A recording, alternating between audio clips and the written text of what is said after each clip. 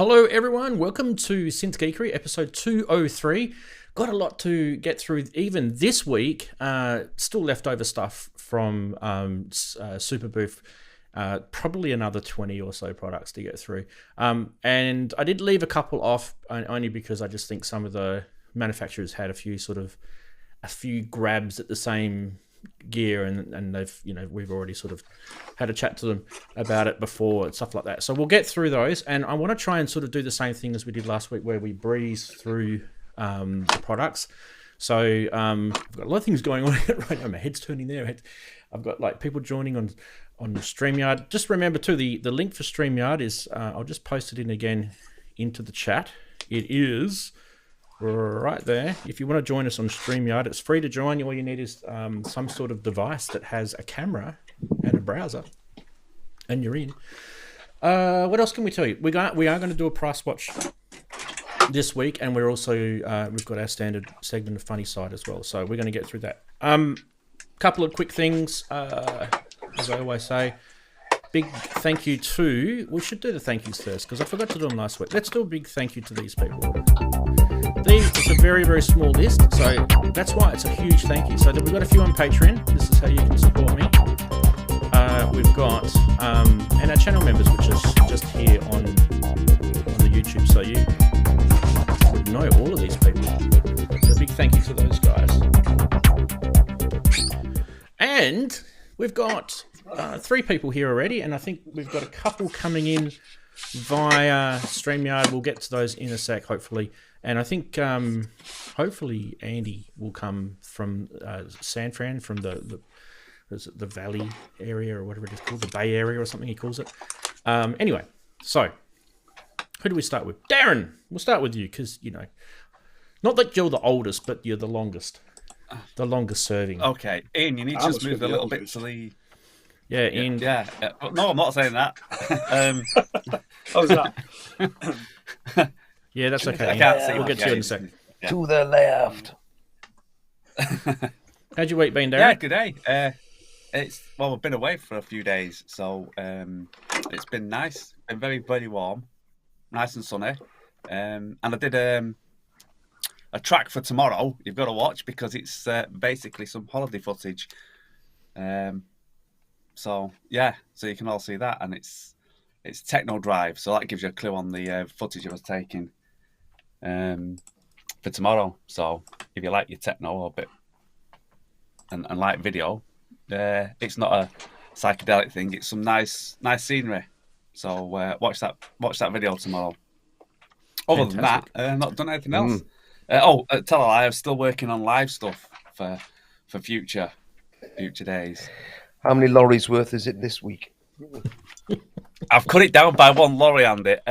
What I did notice, because I was watching the Derby man, I thought, now look, see how they're getting through to the front? I thought, that could be an issue with what I've got.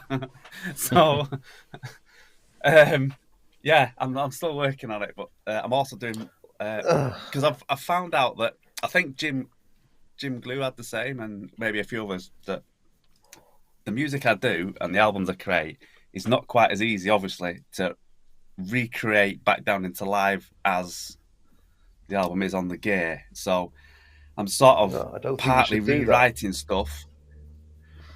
Well, I'm sort of rewriting sort of stuff, but also rewriting actual live tracks, if that makes sense. So the track is completely new and fresh, but I'm rewriting it as something I can play live.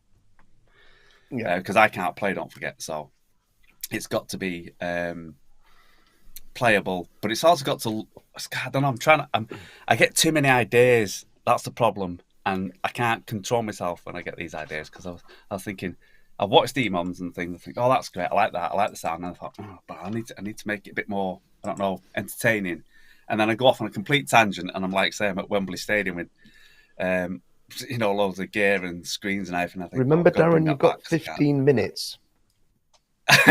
No, the 15 minutes. Look, I can fit in a whole massive sort of orbital set in 15 minutes the way I've been doing it. Yeah, that's what I mean. I've got to bring it down. I've designed your live setup for you. It's just a few little bastles. No. Honestly, I was thinking about this, thinking what you got, and I was thinking, you need the circuit. You should have the error bus, and a little sampler, the SU10 sampler for throwing in samples. It doesn't work, unfortunately, so I'll have to get a sampler. Yes. And then your little Sub-Zero mixer just to take it out. That's it. Job done. Yeah.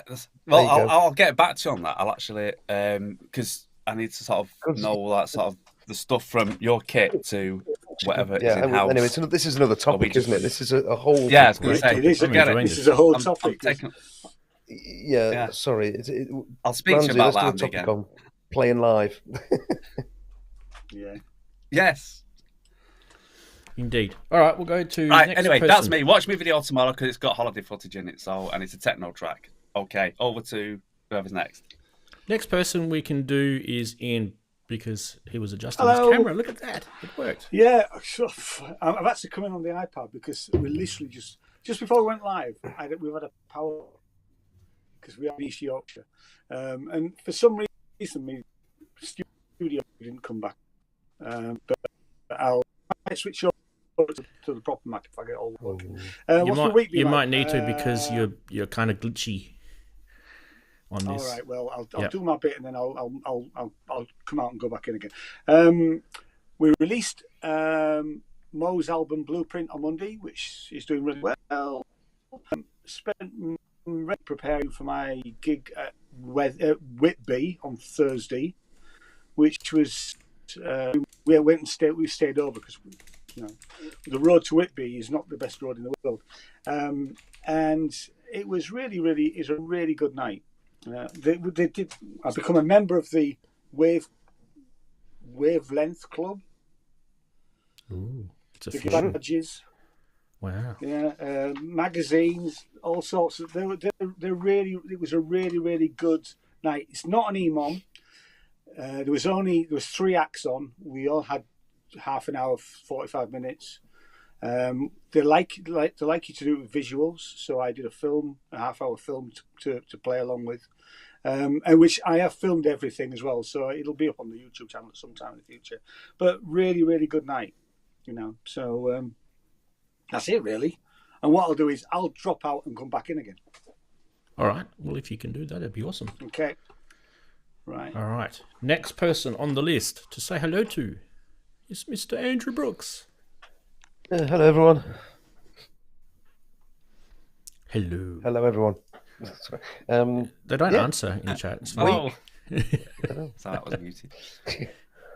I've had another of those weeks. The stream last week, I was beginning to feel really grotty during that stream. And so Saturday and Sunday, hay fever was just off the scale last weekend. Really uncomfortable. Then Monday night, Grace and I did another Hardware Jams stream through. But honestly, you can't see it on the stream, but I was blowing my nose every second minute. My eyes were streaming. I was just having to duck off camera all the time. So that was quite good fun. I think we're doing it this Monday as well. God, they keep asking us back. They must like it. Wednesday, I was supposed to be playing at the Doncaster, the first Doncaster EMON, but I really just wasn't well enough. So I had to pull out. So I'm sorry to Jen and the other organisers of the Doncaster EMON for pulling out at sort of the day before. I don't like doing that, letting people down. But I did feel well enough to go and to crawl over to Derby on Thursday and do the Derby EMON, which Jamie Gearsynth was streaming. So that's all up there on Jamie's channel. If you want to go and have a look, I was the first person on. I did say to Jim, said, can I just play? Because I'm going to have to clear off eventually, fairly soon. So I did that. I was actually really pleased with it. I thought it went really well, because I'd done no preparation at all. I just turned up with the module and plugged it in and just went, right, let's see what happens. Literally, it was, so it still had sounds and things set up and patched up from the Hardware Jams meetup session that we did, me, Grace, Michael Eden, Steve Rutherford and Logie Bear. We did that a couple of weeks ago, so that was still patched up. So I'd got some starting point, but I thought it was a fun thing to do. It really put myself into a slightly new territory of going, well, what's going to happen now? So So that was good. This afternoon, when we're done here, I'm flying over to Grace's to do another jam. We've set the challenge this week on Hardware Jams, me and Grace. It's all the spirit of Sheffield, the Drop Forge, and I put up a little sample pack for people to use if they wanted to, but they don't have to. So we're going to go and make industrial noise later. That'd be fun. There's nothing wrong with industrial noise. We like industrial noise. No, it's the heritage. The drop forge is booming all the way down the Don Valley. Excellent. Fabulous. I do have StreamYard here on the bottom. Where is it? That bottom right hand corner there. But nobody's in, so I keep posting the link in. Everyone's probably just busy on their Saturdays. Probably half on their laptops, phones. I don't know what you guys are doing, but it's okay. You don't have to go in, but it's there if you do want to choose. Someone did pop in briefly, and I added them, and they disappeared. So I don't know. Don't know who it was. I think it was someone in the chat. Anyway, we should say hello to the chatties, by the way. Speaking of chatties, we have quite a lot of chatties today. I think Robbie Puricelli was first. He goes, "Am I first?" Yep, you were first. JP Page 2, Merbert. It might have been Merbert that jumped into the chat, the StreamYard. If it was you, mate, jump back in. JX3D's there, one of our channel members and illustrious guests as he comes on in quite frequently. Big hello to Wagoo as well. And also Geert's there. Kissing the Machine, afternoon all to you too. Bert's there, Azio Head, big hello to you. Matt Brown, g'day, as they say where I'm from. And Cresshead, nice to see you, mate. Future World Machines, you as well. Who else? Keith and Watford and Chris Makeshifters there. Big hello to our 2 channel members and Steve Ward also included in that. I can't remember if I said Matt Brown. I think I did. You get it twice. Kent Spong joined us as well. Big hello to Kent. Another channel member with us as well. Prometheus UK. And getting close to sort of repetition. Jack is there. Nice to see you, Jack. Lady Aptitude's there. Big hello to you. And it's good morning from her side of the world. Of course it is, because I think she's in the US. Where are we? That's probably about it, I think. There's Parflake jumped in at the last minute, and David jumped in right at the last minute. So big hello to all of you. And if I missed anyone, I do apologise, but it does sort of scroll as I'm trying to read it, and then it disappears. And yeah, cool. That's all right. Merbert said he tried to drop in and dropped out when he realised that his camera and his mic weren't set up. Sorry, that's okay. Next time is no problem at all. Here we go. We got one person, Mr. Puricelli. There we go. Hello. We should be able to Hi, Rob. We should be able to do that. Rob's there. Hi, Rob. Now I need to move you to there. Hey, up. I've splattered the chat all over your face, Robbie. Sorry about that. Then I can go like that, and Yeah, I can that, say Andrew. hello to you properly. There we go. Hello, Rob. Hello. Hi, Robbie. How you doing? Look at that lovely studio that you've painstakingly recreated behind It's you there. almost there. Yeah, it looks almost beautiful. there. Yeah, absolutely. And also front and center is that beautiful synthesizer that, yeah, it's just amazing, isn't it? What? Yes. The MS 101 at the top in the red. Go. Yeah, that's the one. Oh, sorry. So how have you I been? thought you were talking about his modular kit just out of shot. Modular. Yeah, he bought one at Superbooth, didn't you, Rob? Yeah, You can't buy came back anything at with Superbooth apart from beer and food. I'm good. Yeah, I'm sort of like in that moment when I'm thinking, oh, do you know what? This time last week, but Yeah. it was I'm still coming down from a Superbooth buzz, Yeah. which was very good. And you survived? You didn't get any lurgies or anything like that? Nice. No, Nicely here I am a done. week later, and yeah, absolutely fine. I honestly, it was the first time I've flown since COVID, and yeah, and it was Ryanair as well, so you're packed in like cattle. So yeah, I was kind of half expecting that to happen, but it so far, touch wood, so good, you know. So, But no, it was really good. It was a great weekend, and if you haven't done it and you can do it, do it. It's just brilliant. It's everything that people say and more. Someone's got a cat. I heard that too. It's not my end. I've got a dog. This is the only problem with this T-shirt, T-shirt is that singing T-shirt. Your T-shirt's working. My new studio is on the ground floor at the front of the house, and so even though we live on a little kind of quiet little cul-de-sac, there's still knob ends. They pass in front of my window. Go away, commoners. Whereas before, I was kind of like in the middle of the countryside. I'm sort of in the town. I'm a tanny now. Fantastic. Well, we might, if you want to hang around, you're more than welcome to. We might pick your brains about some of the Superbooth stuff, because it'll be nice to get a person that's been there. That's for sure. I think I heard someone pop into here. Yes, it was Chris. I heard correctly. There we go. Let's put him up the front. Go back to here. There we go. Look at that. And we're going to say hello to Chris. Hello, mate. Chris. Hello. Everyone good? Hello, Chris. Yep. I hope so. Chris. Hello. More or less. Yeah. I'm here. Less or more. Yeah. More volume or less volume? I think you're okay from my Volume perspective. good? Anyone I'm else okay. want to Excellent. As long as agree or disagree? I think we're good. up an octave, down an octave. I don't know. Well, yeah, if you could talk like dialects all show, that'd be great. Oh, yes. Henrik Dalek mode, yes. I'm balancing out the other half of the channel with Rob Prucelli, so Beautiful. I'm the modular balance to his non-modulars. Very well, very well. And not only are you that, but you also are someone that puts modular into the world, and that's a great thing. What the hell was that? That's a weird thing. Oh, scary. Psychedelic mode. Holy snapola. Even more scary. I think someone else just popped in. Yep, we got Eddie. Let's add Eddie in. Yay. Let's pop him up to the top. Go to there. Hello. Hello. And Hiya. let's say hello to Eddie. Hi, Eddie. Hi, Eddie. Hi, Eddie. Is your Good day. mic working or not? I was Or saying, are you going to be a mime? 1 2 1 2. Is Yeah, it it's working? It is. Yeah. Amazing. It never happens. Well, it just did. So we're starting with fantasticness from here on. Sky's the limit. Yeah. I like all your lights on. It's nice. Doing well.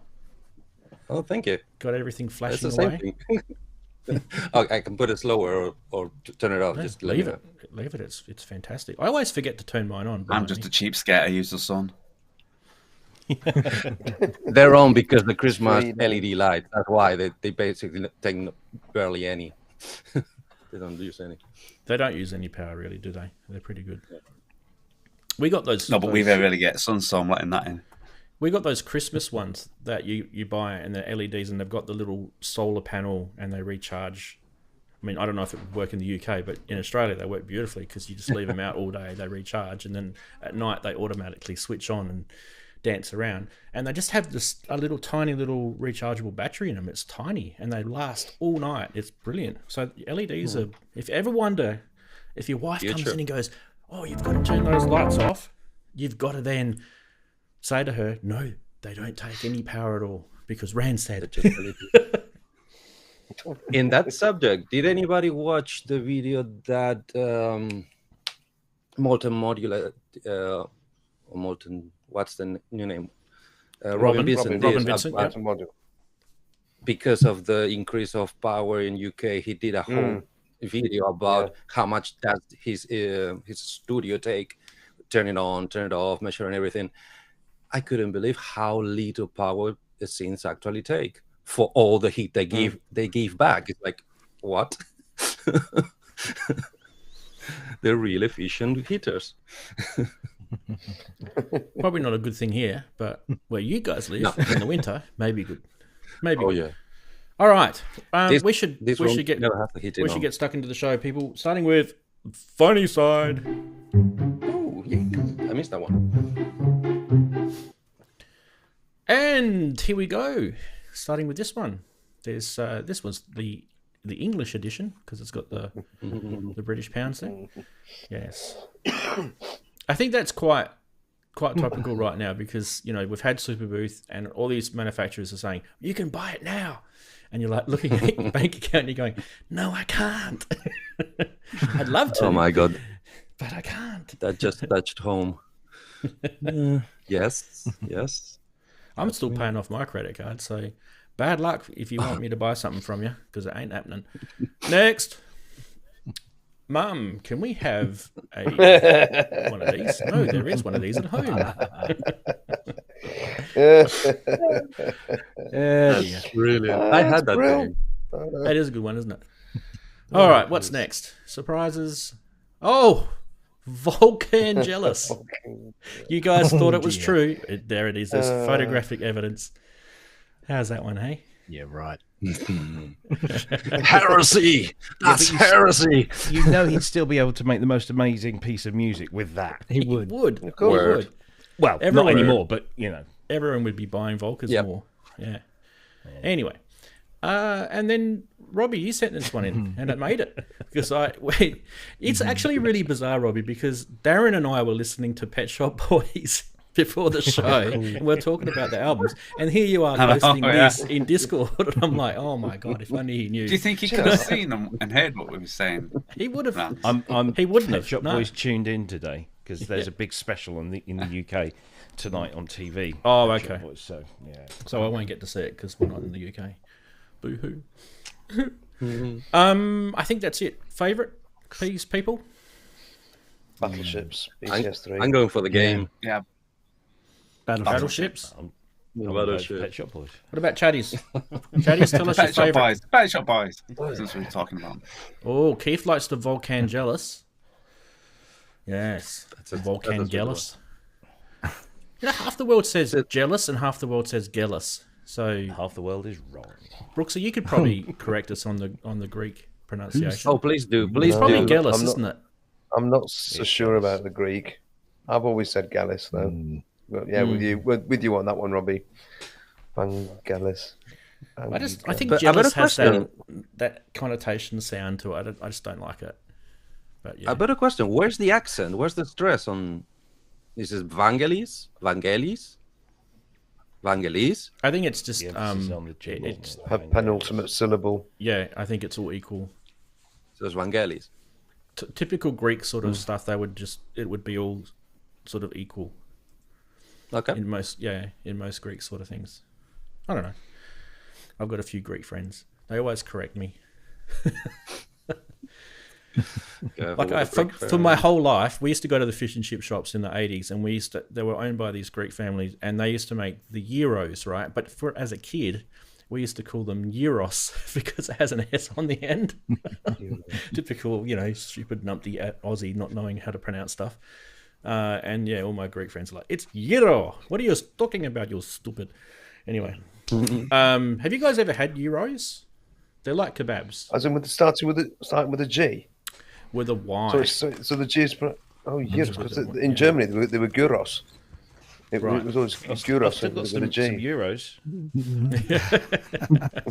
Yeah, hold on to those, mate. That's where I was going, Robbie. They don't taste very nice, but... All right. Now, the chatties, they thought... Can't afford to eat them. Oh, geez. I think the Vangelis got it. I think that's what's got the prize this week, guys. For the meme. For Frank Ellis. Gyros. I like that one. Good one. All right, next. This. Bang. Let's get stuck into this. Now, big thank you to Wagoo who gave us the list of stuff that we missed out on. There's about 20-something in this list. Let's start with this. This is the MiniMod Keyz from AJH Synth. And basically it's like a mini-moog, I guess. Mini-moog, whatever you want to call it. Yeah, there's a little video here. I should get that. I should get that happening for you people. Let's do this. It's on Vimeo, so it's here we go.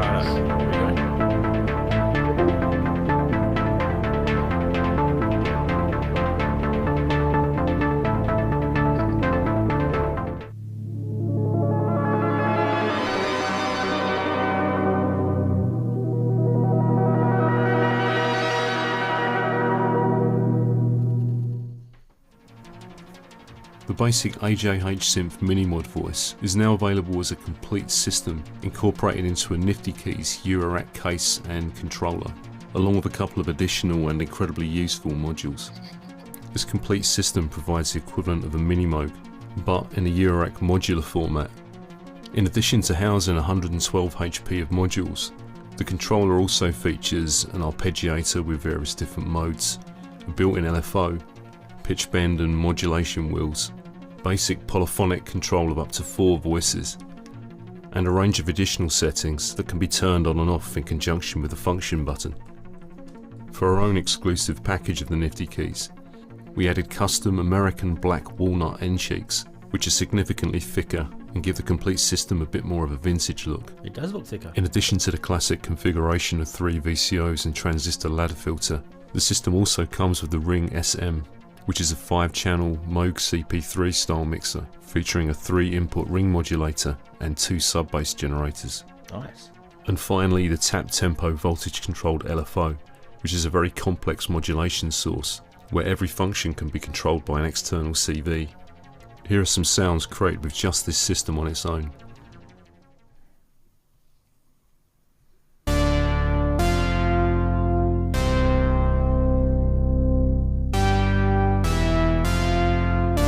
With effects, of course.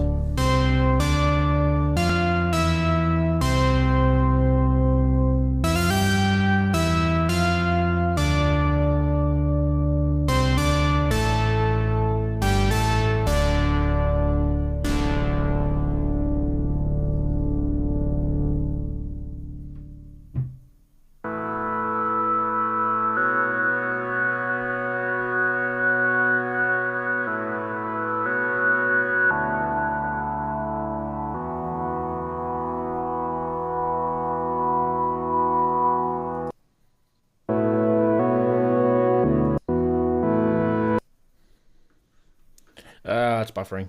We'll leave it there. We'll leave it there. I think we've got a missing person at the top right-hand corner today, so we'll probably have to do something about that little corner. Apologies for that.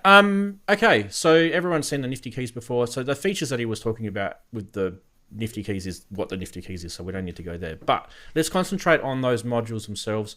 How much Minimoog did that sound? Is it something that you'd go for? I mean, I've got a Nifty Keyz here. I can confirm that those wood end cheeks that he was talking about are definitely thicker. We can pan the camera over if you want to have a look. There's a few things that I'm kind of umming and ahhing about with this.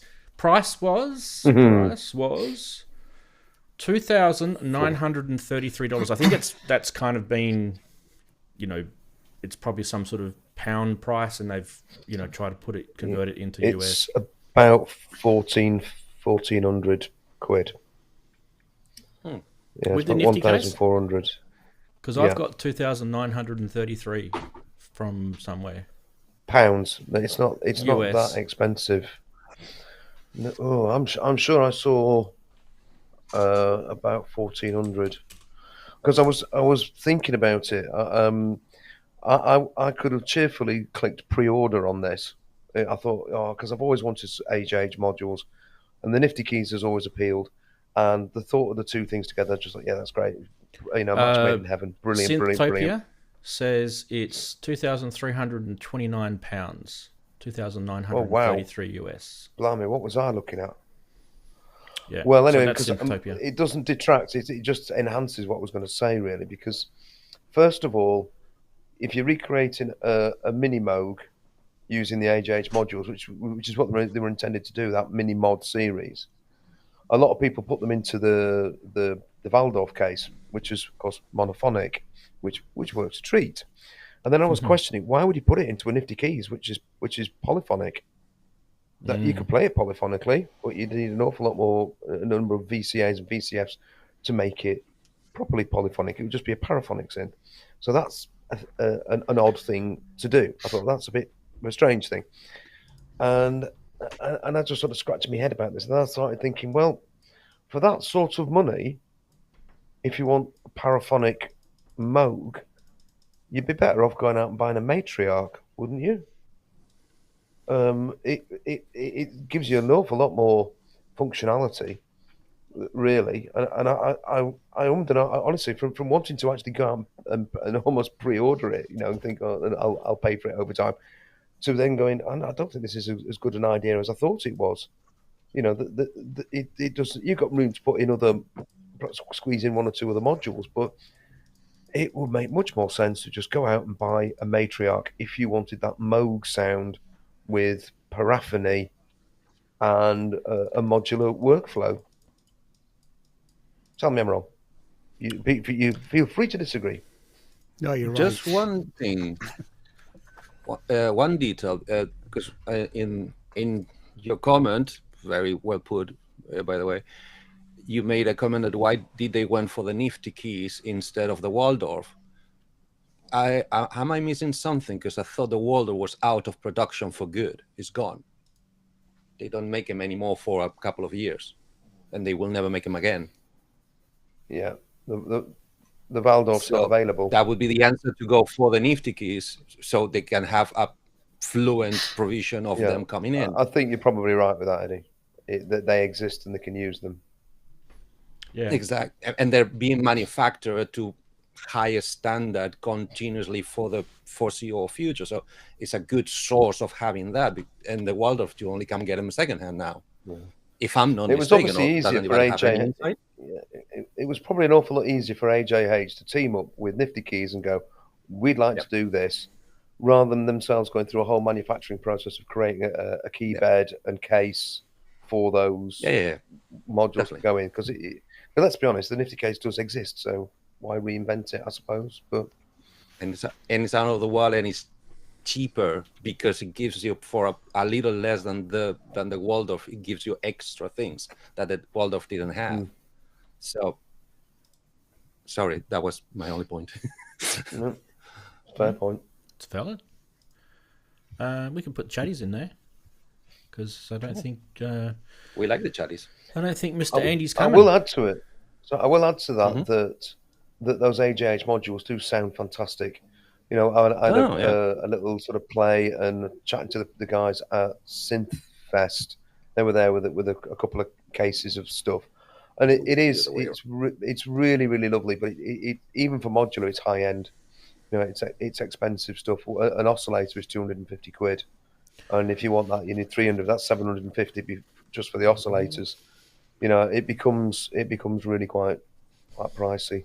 Yeah, and if we look at where has it gone? I always press the wrong button with these things. Found it. Yeah, if we look at that, you could also get the Nifty keys, and you could put those new Dreadbox modules in as well. Yeah, the absolutely. Telepathy, I think they were called. They are a little pricey though, the telepathies, but just remember each module has MIDI features and stuff in them as well, so it's not just CV only. So there's a bit of logic in them. You'd be making a very different system. Very different system. But it's certainly doable. It's certainly doable. My system is more like a Roland, I don't know what you'd call it, probably closer to a 4-voice Juno, but more sort of heading towards a Jupiter 4 with those Behringer 100M modules in there. And I mean, I've got problems where the modules need to be calibrated, and they're not all behaving the same way. So you've got filter pots, sliders in different spots to get the sound the same. It's crazy stuff. But I wouldn't be surprised if you had the original Roland gear and did the same. It would probably be the same as well. I don't reckon. It's just one of those things with some of the old-fashioned analog tech. Yeah, this actually sounds lovely with each oscillator and each filter not quite in the same place.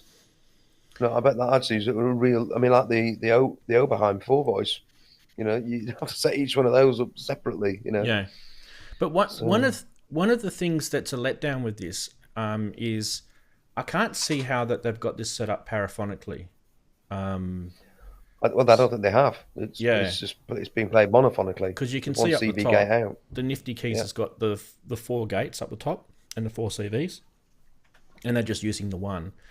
And that is actually the biggest challenge with the whole purpose of Nifty Keys is that you might as well use that 4-voice feature in it, because it's actually really cool. And there's other things you can do with it. You can actually sum the 4 voices together through the MIDI and CV controls, or you can have them so that they're all separate voices.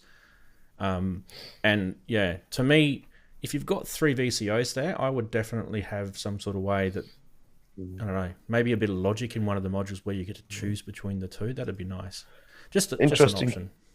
So an interesting comment from Paul Torbert about Dupfer, because Dupfer have gone big time into polyphonic Eurorack, but each thing is separate. So you'd have 4 VCOs in a module, 4 VCFs in a module. I think one of them is a quad VCF, which they're all under one panel control rather than separate ones.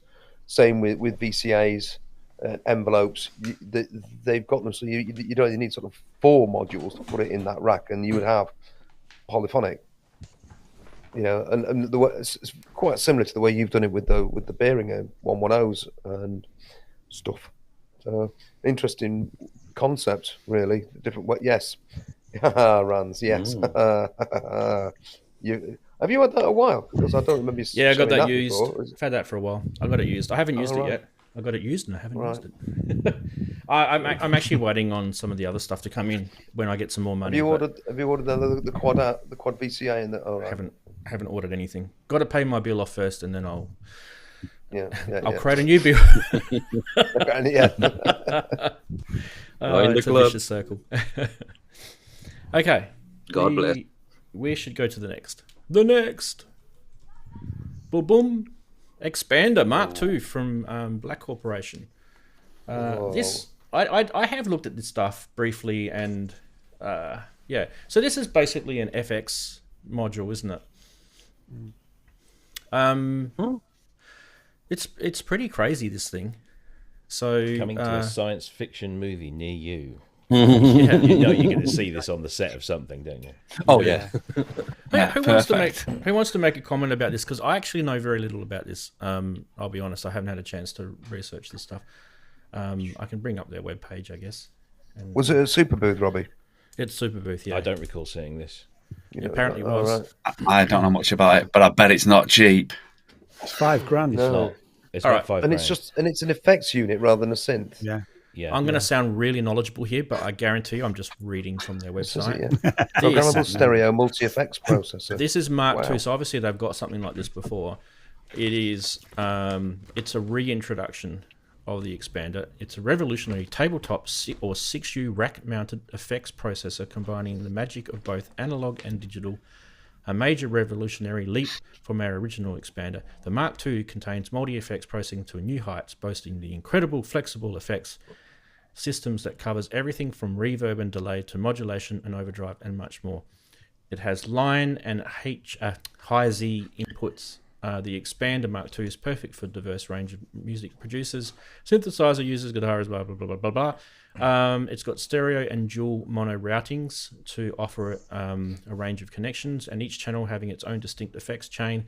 The intuitive routing matrix array of LED tact switches lets you create, that's the thing on the bottom right hand, by the way, if you're wondering. Right. You can sort of route and chain things from sending single sources to multiple effects in parallel or cascading them in series. I'd love one, but gee, it's got a lot more. Yeah. You're not going to be able to take it to an EMOM, are you? not really, no.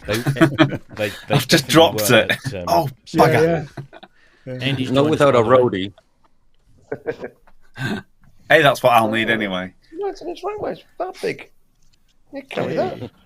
Hey guys, sorry my effing alarm Hi, didn't go Andy. off. So Hi, Andy. I'm here at the Black Lodge. So I've Hi, Andy. probably adjusted the camera a little bit just to fit the chat room in, so I'll fix you up in a sec, mate. You don't need to adjust yourself. move around a little bit. Okay, so yeah, quick comment about the who knows about it? The Expander Mark II. Anyone know about it? No one. It's expensive. It's going to be very well. It looked built. great in your studio, but Yeah. would I get the $5,000? 19-inch rack mounting unit. Bet Wagoo's bought one. Yeah.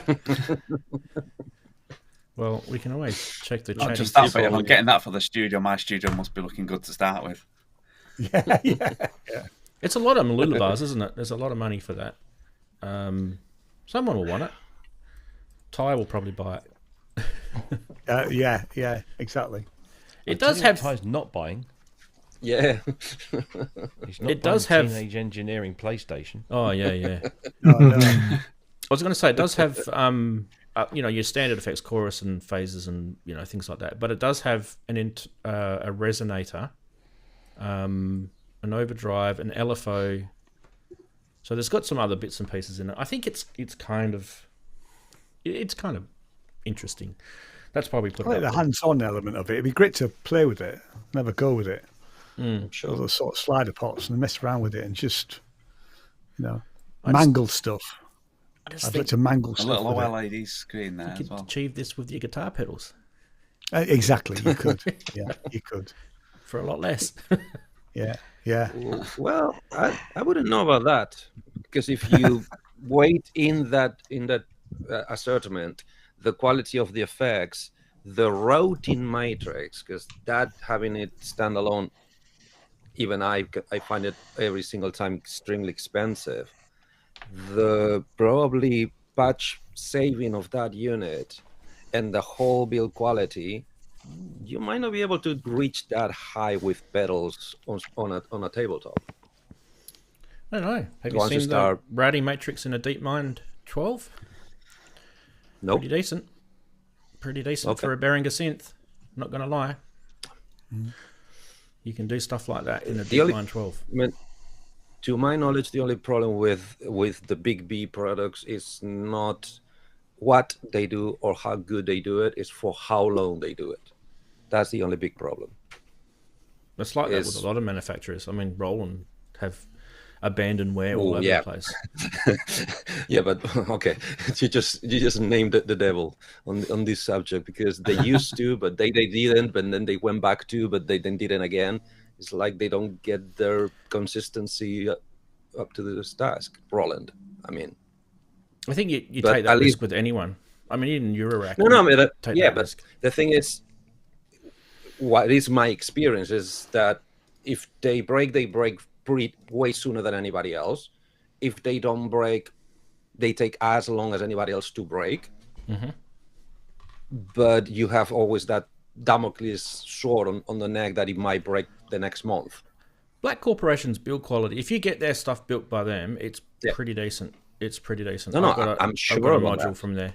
I haven't got anything substantial from them because they're kind of it's out of my price range type realm. Unless I win some sort of lottery or something. It's always going to happen. Touch wood. Right, we're going to keep going. Let's go. Next is the Arturia Microfreak Stellar, which we didn't talk about last week. And there is a video.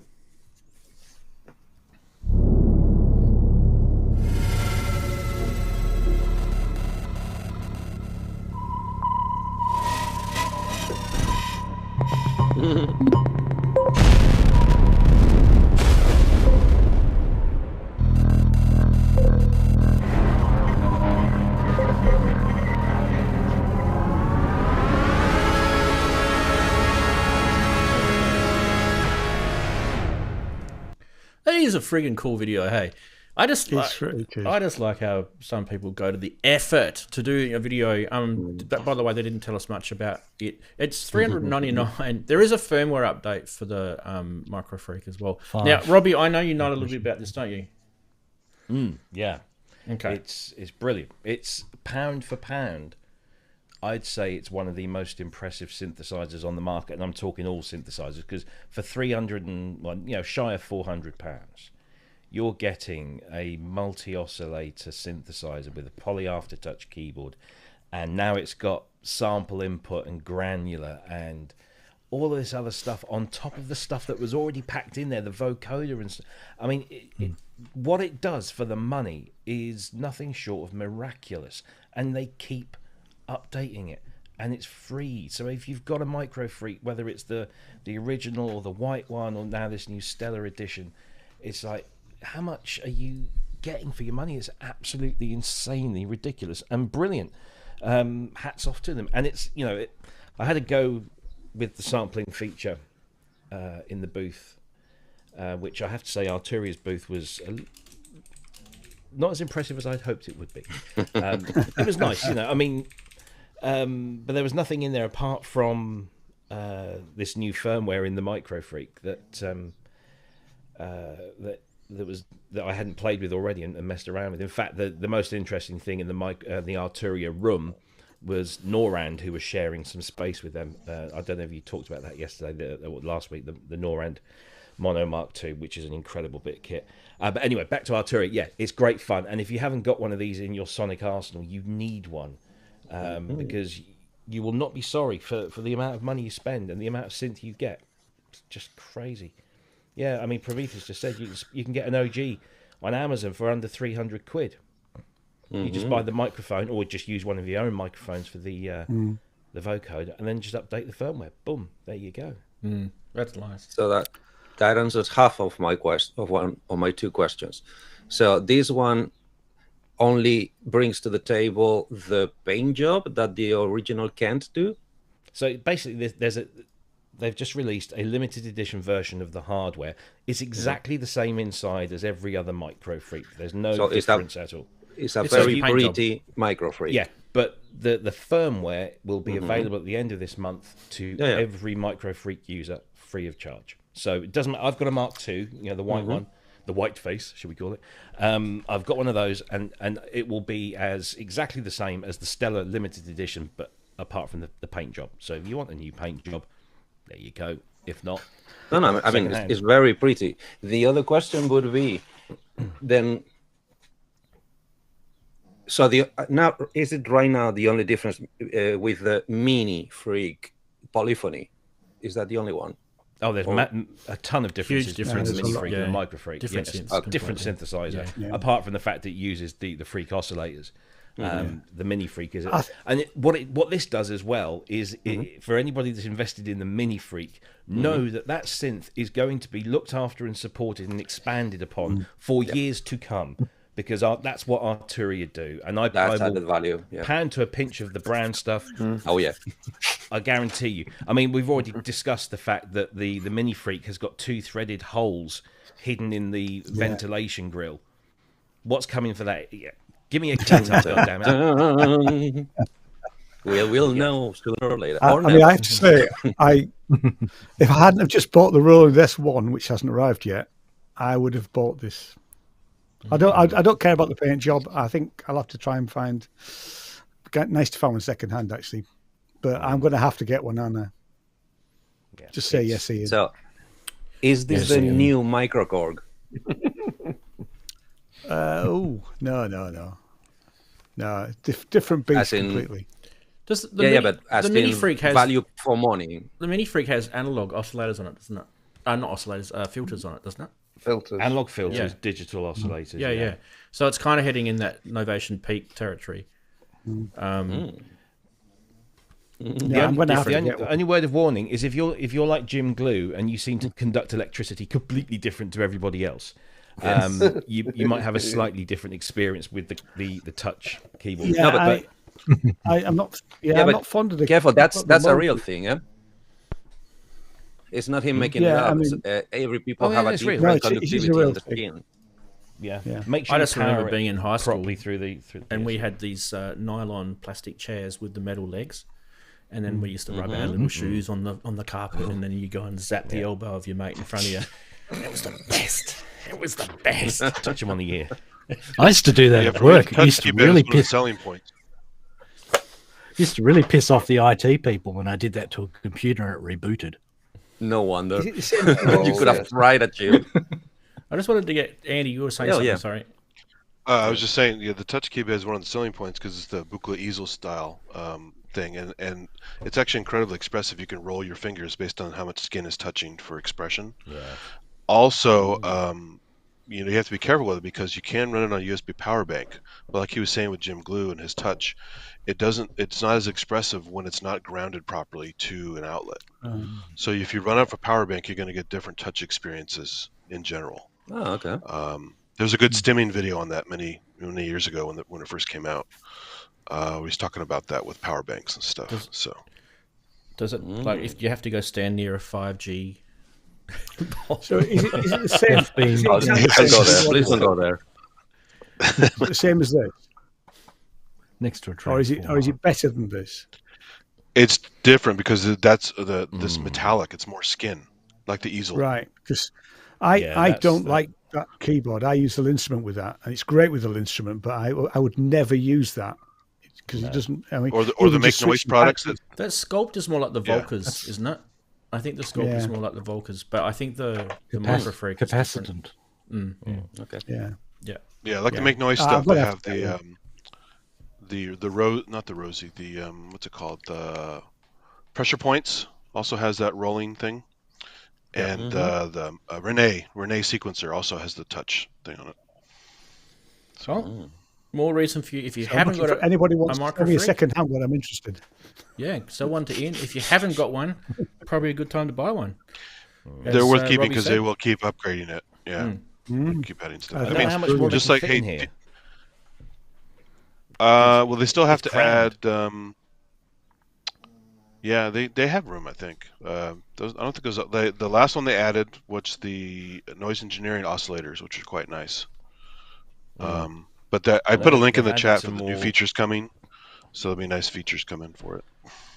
I think they added some more patch storage in here, which again is just going to eat into the RAM. So I just wonder if that's the point that they thought, right, we can't get any more tech in here. Let's just give them some Software. But it's tiny. So if you guys are worried about space, this is another one of these things that don't take up light, much space. cheap. Yeah. Tiny price, tiny size. And like it does power off, like you said, power off one of those USB battery packs. So yeah, a no-brainer, I think. And I do dig the little, space age paint job. I think it looks cool. Yeah. Yes, Anyway, it does. It's pretty. moving on. Elektron Heat+FX. I never really sort of bought into the Elektron analog heat in the first time. It's kind of, from what I remember the last time they talked about this, it was sort of about trying to sort of warm up your mix or your sounds through some of these characters that they've got through. And a lot of guys swear by it. They say it actually really makes their sounds quite unique and nice. And I'm staying away from these words of warm up because it's really kind of, someone's opinion, really. I don't really know if that's what I would expect it to be. But anyway, let's watch the vid. This is Analog Heat+FX, an all-around sound coloring and manipulation box. It has a wide palette of analog and digital effects to dip your beats, melodies, and sounds in. Reorder them to experiment and find your own signal flow with your own special timbres, whatever the source and whatever the destination. But first, be quiet and listen.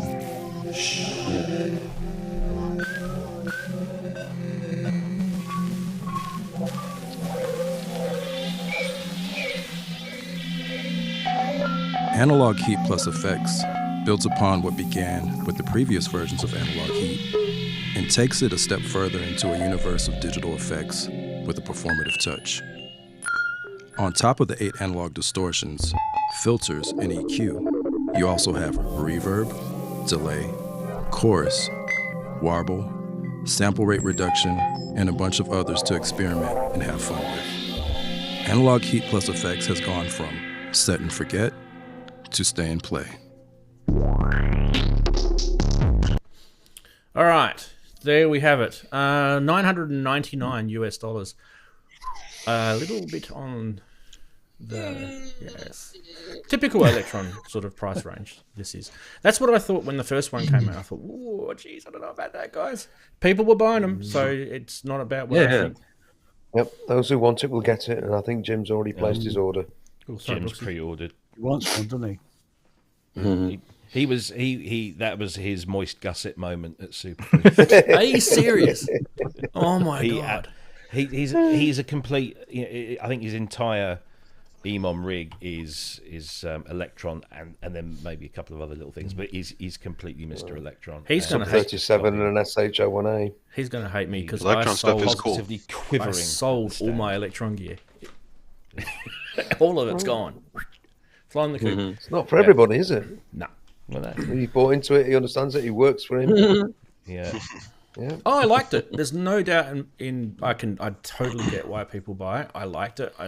My favorite one that I owned was probably the Octatrack Mark II, which I had a lot of fun with it, but I just wasn't using it enough for the type of music that I do. But I can see someone who performs live would definitely dig this stuff, because it is quite intuitive in that realm, and that effects thing there is actually, you know, right up that sort of alleyway, and it probably just gives people that sort of hands-on stuff. I don't know who's talking to me. It kind of gives you that hands-on stuff straight away. Does anyone want to make a... Who here wants one of these? Let's probably go down that path. Who here wants... Okay. Tell us why. Well, I always wanted to get the Heat Mark II. And, you know, it was already like $700. So to add just a couple $100 for some effects and other cool things, it's kind of a no-brainer if you're already in the ballpark. And I do like my Elektron stuff. I don't use the Digitone and Digitech like I should, but I recently got the used modal samples, and I just love the workflow. It's very much like how the OPZ copied that conditional trigs and various other tweaks you can do. It's just the sequencing paradigm is very different than most other companies, and that's why it's so great. This is just, you know, audio processing, but it's still incredible. Because the effects they have on their stuff are quite good. Like I have Analog Keyz, which is basically the Analog 4 with the keyboard. It has great effects on it. So to have even more effects plus the processing, the warming, all that kind of stuff is kind of cool. It's just, yeah, it's a little bit more money, but it's not much more considering how much the original was, or the Mark II. So it's kind of a no-brainer if you're into that market already. So. I can back you up on the effects. If they're using the same algorithms as, you know, the Analog 4 or the Octatrack has in there, that's actually pretty cool. Yeah. Because that might mean, like, you don't have to get... And the control of the effects, too. You get the You effects. can do conditional trigs on effects and stuff and certain things. So you can make a reverb come and go really quick, which is impossible in any other gear. Yeah. You know? Unless you sample it or something. Yeah. Yep. Exactly. Yep. Yeah, exactly. Not lately. Gated reverb is gone. At least the 80s. a little bit. I miss them. Sorry. Fantastic. All right. What else we got? We also have this little baby, which is the errorinstruments Punk Resonator. And I do have video. I'm not going to go 10 minutes in here, but let's see what he says. Okay, hello, this is Baltas errorinstruments, and this is something cool. This is the Punk Resonator, and that sounds strange, but it's a really small, powerful machine. For people who don't know what a Punk console is, an Atari Punk console, it was in the 80s, of course, a computer, but there was also a circuit what is based on 556 or a 555 timer chip that makes a step generator, really crunchy sounds, and that's an analog circuit over here. There's also a resonator over here, that's this side, and there is an LFO and a modulation part. There's even an attenuator over here with in and out, and to change your there's a reset for the LFO and the speed of the sequencer that you can lock and loop. There's also a low pass gate in here if you want to make some drum sounds or short sounds. And yeah, let's hear it. It's crunchy, it's really bizarre. Everything is silver with green light. That's the part of the design. Let's check it out. Here we go. So first of all, this is the input of the resonator and an output of a square pulse, and we put it in there like this, and we put some sound on. You already hear it, almost like a drum. The resonator can make some bass line or some kind of plucky sounds.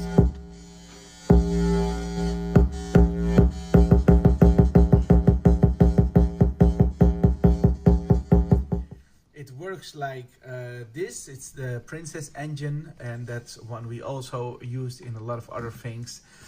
You can push this and then it's blinking 1 time, 2 time, or 3 time, and it remembers your setting of this, and then you can go to different sounds. Let's listen to it.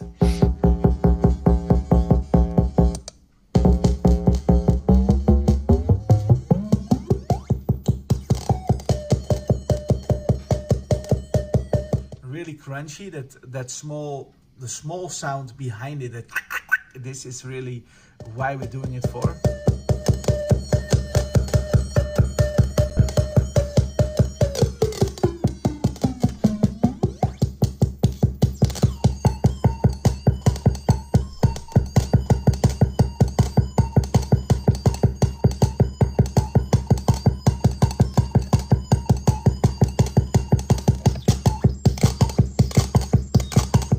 Some control voltage on a knob.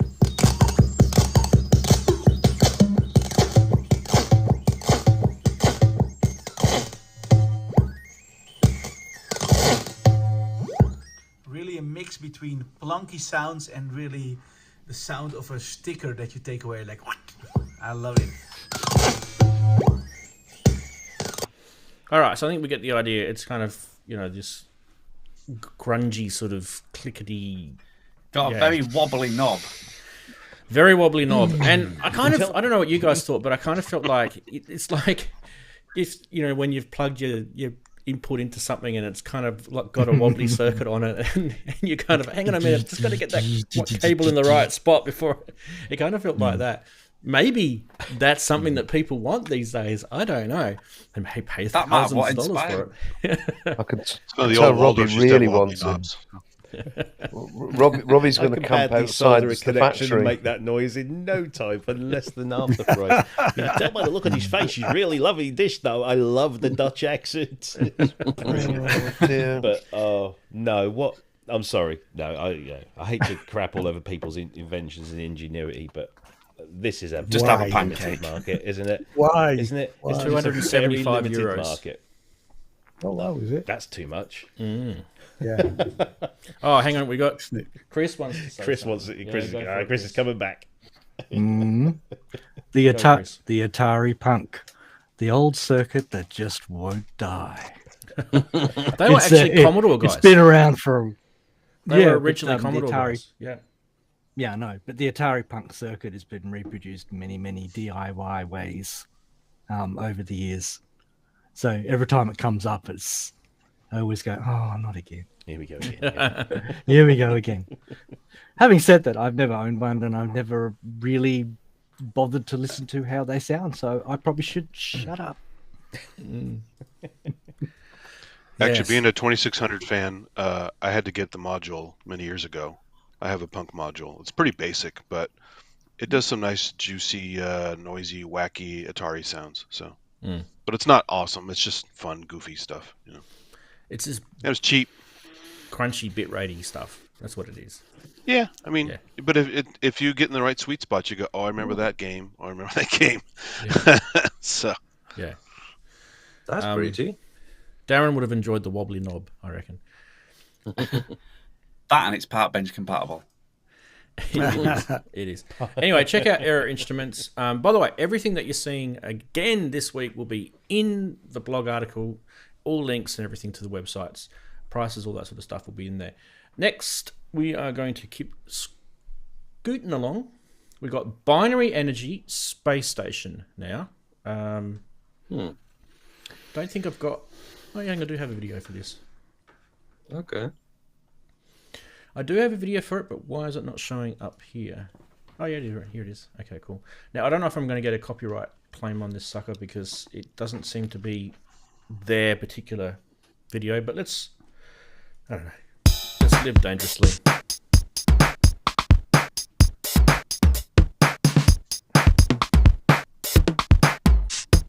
Okay, he's just turned it on now.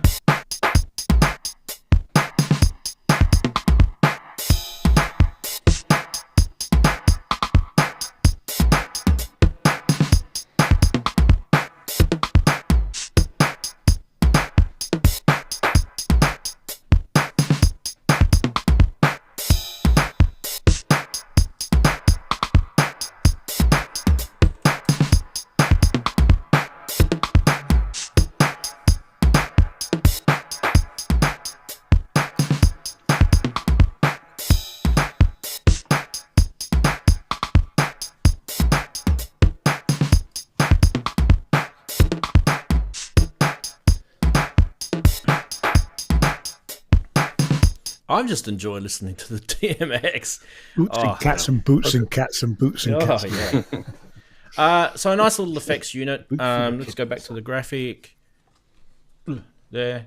So you've got delay programs and, you know, low cuts, high cuts, delay time feedbacks. You've got kind of like this delay mixer. It's kind of a bit like a tap delay mixer. It's quite interesting because I've always wondered if someone would do a multi-tap delay sort of thing where you can actually have them in a series like this and mix them together. And you end up with these kind of weird clusters and repeats. The video does go into that a bit more. I'm not going to play it because we're going to be here all night otherwise, but do check it out. Did anyone check this out on Superboothy land? We are talking TBA for the price. We don't get a price. Again, I don't think they were there. I didn't see that. But what's it doing that you can't already do? What's it bringing to the table? There's not a lot of info about it because it's an Instagram post and it's that video on YouTube and they link to the Instagram, and I really just want to know more about it. All I can tell you is that it's to do with those delay programs and the tap mixing and stuff like that. And it's just, I have a TC Electronic triple delay, which you can do parallel or series, 3 delays into one, and then put a reverb at the end, which might get pretty similar to what this is trying to do. There. That's one. Just a thought. Just a little thought. Apart from probably double the control over double amount of repeats, why is so different between these and the Strymon Volante? It might be, I don't know, maybe it's digital, maybe it's analog, it might be something like that. It might be bucket brigade, whatever you call it, bucket brigade delay versus I'm digital. expecting way more control, like a modulation control over the repeats, and the fact that you're controlling up to 8 repeats in pairs when the Volante is only 4 heads. But on the Volante, you can have double repeats and have different volumes for each double repeat, and that you can control and even panning. Emulation. It's not a tape emulation. Neither is the Volante. Careful. It's recreate this box. It's as Wahoo points out. It's a recreation of a really old thing by Ursa Major. The space station SST-282, which was actually a classic box in its day. It goes. There's some interesting videos about that on YouTube. So it's a different sort of design ethos. It's real old school, almost original digital delay unit, which is a different matter. Yeah, you just after that sound. That's what you'd be after, that particular sound. All right. Yeah. Remember, Volante is not trying to copy tape, it's trying to copy drum. The tone and the flavors are a little different. Get a Magneto if you want to copy tape. Magneto, which is the same one. I mean, Magneto is the Volante for a Eurorack. Same. I'd like to have a play with this, but I don't think it's going to be cheap. But certainly, I would love to have a spend an afternoon with it. Yeah, I couldn't find a price. If it's less than £200, I'm buying one. I'm buying lots today, aren't I? That's my point. Exactly. I can almost guarantee for I'm not buying one you have because the it's not Volante. really £200. Yeah. Anyway, stay tuned. As Wagoo said, there might be something coming up, effects-wise. We should keep going because the next thing is probably something that a lot of us wanted to talk about last week. The PWM Mantis. And I mean, this is kind of really the final synth that, was made in collaboration with Chris from Huggett. From Novation / even before then. I mean, I absolutely love the Peak. It's if anyone's never ever played a Peak before, go play one. You'll know he's all over that synth, and apparently he's all over this. Now I don't really know a lot about it, but I will play this kind of part of the video. There's about a 6-minute video on the website, and I need to turn the sound on. Here we go. And it's going to buffer, isn't it? Of course it's going to buffer. Come on. Play. Play, you good thing. Is it going to work or not? It's on their website. Yeah. Let me refresh it. Interwebs. Here we go. So let's go back here. He talks a hell of a lot. Over on together. We did Circuit because Circuit has a Nova engine in it as well. So he was always about, and I always got to know him. And it is digital oscillators, but then it's analog signal path, which is absolutely brilliant. Has an amazing filter in it, which is actually 2 filters that you can use together in a width configuration and stuff as well. So when Chris and I did originally agree we'd make this thing together, I work on a really simple method. We make a thing and then kind of come up with a split for the difference. Chris now having passed, it's really important to me. I want to honour that, and although now we've got another person involved to pick up on the engineering side, we're still going to do that and make sure that some of the profit from this synth goes to Melanie and the girls, goes to Chris's estate, effectively. I said I would split the profit with him, and that's exactly what I'm going to do. I want to honour that. It's really important to me. I thought it would be a nice tribute to put Chris's signature on the back. So I asked Melanie about it. She said, yeah, go on then. So she went and dug out, I think it's come off his driver's license. She sent me a picture of his driver's license, and that went off to the ID guy, and he scanned that, and now that sits on the screen print on the back of the unit, just in one corner. So every unit will have Chris's little signature on it, and I think that's just a nice touch. I hope you agree. Indeed it is. It's a very, very nice touch. That's lovely. Yeah. That's lovely. Yeah. I can't wait to get my hands on one of these. This will be an amazing synth. Are you? I like Chris's stuff. Beast. And I mean, this is his last hurrah, basically, isn't it? You know, base station. I think of all the cool things he's done. Base station 2, base station. You know it's incredible. Yeah. Anyway, who wants to? Did anyone check this out? Yeah. Yeah. Okay. Yeah. I thought you would. When I could get close to it. Jeez, mate. It was one of the busiest tents. In fact, when we were hanging out with the GeForce guys, and I was talking to Graham and Jerome, and I said, "Where are the rest of the team?" And they said, "They're over there," and they were all huddled around the Mantis. This is amazing, because obviously there's a connection there as well with Dave Spears and Chris. They were very close. It was funny because they got 2 of these Mantis. I don't know what the plural is for a Mantis. But they've got like a kind of a production unit, I guess. And then they've got another one, and next to that one where they've got the PCBs, so you could actually have a look at what was going on inside. And so we couldn't get to the other one, so Ben and I sort of huddled around this other one, which there was not many people around. We couldn't figure out why that was. So we're playing it, and we're twiddling all the knobs, and nothing's really happening. It sounds great, but we're not changing anything. And we thought, oh, maybe it's, maybe somebody's broke it. I don't want to mess around with it. Turns out that the circuit boards that were outside the unit were connected to the inside of the unit, and that's what we should have been tweaking. So anyway, but it's a fantastic sounding synth, and they're going to do very well with this, and not least because it is hug its last hurrah. Effectively, and it's all done very well. And Paul himself is a really, really nice guy. We're hoping to get him on the show soon. Yeah, be good to get him on. Yeah, he's doing really good work.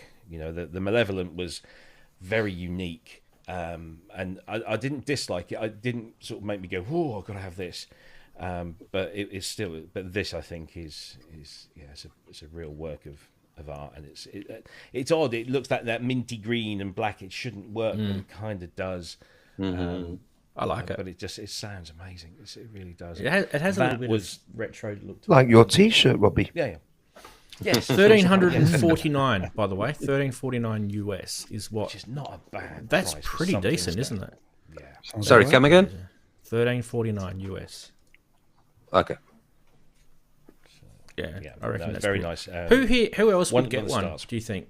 I mean, obviously, you probably need to know more about it, but who else? I mean, it's a digital synth with analog filters and things like that. So it's kind of very similar to Peak in that sense, but it's different again because it's another take from Chris's engineering dreams. We'll go with you first, Andy, and then we'll go with Andrew afterwards. Yeah, I mean, everyone knows Huggett was a synth genius, so I certainly would like to get another one of his pieces, something he's worked on, and it does sound great and aggressive.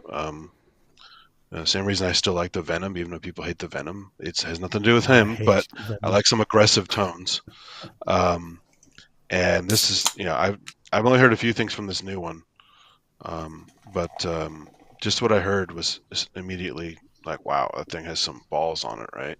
Yeah. But it also has some beautiful stuff come out of it too. So it's definitely impressive and really worth looking at, I think. Indeed. Brooksy. Yes. What's not to like? Well, I mean, just what's not to like? It's.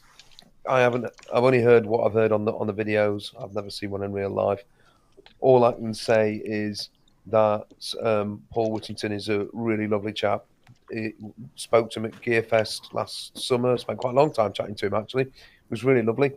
And also at Synth East a couple of months ago. Just really pleasant, approachable. And I just applaud his integrity. Just for that alone, I was going, well, yeah, if I had a spare 1,300 quid knocking around, I could be very tempted. But I don't think it will be, hugely high on my shopping list. But I hope it sells really well. Just because, really, just because it's got Chris Huggett's signature on the back. What a good reason! Yeah, it makes it sound better. And if you want to go on it in the UK, it's the synth equivalent of Go Faster Stripes, isn't it? Paul is going to be at Gearfest in July, so yeah, good. On it there. By the way, we get to play with it then. People were saying, but the Mantis is actually selling quite well. It's not like like what Roland would sell, Yamaha would sell. It's selling quite well. I've seen them in places around the world where you think, oh, you got a Mantis, did you? Like this, for example, there's one in my city, which surprised me. I know the guy that bought it, and he's a real synth head, just like me and Chris here. But it's nice to see that sort of stuff get about. You know what I mean? And good stuff. It's encouraging to hear. Right. Well, that's definitely on the shopping list for me. The Mantis, great name too.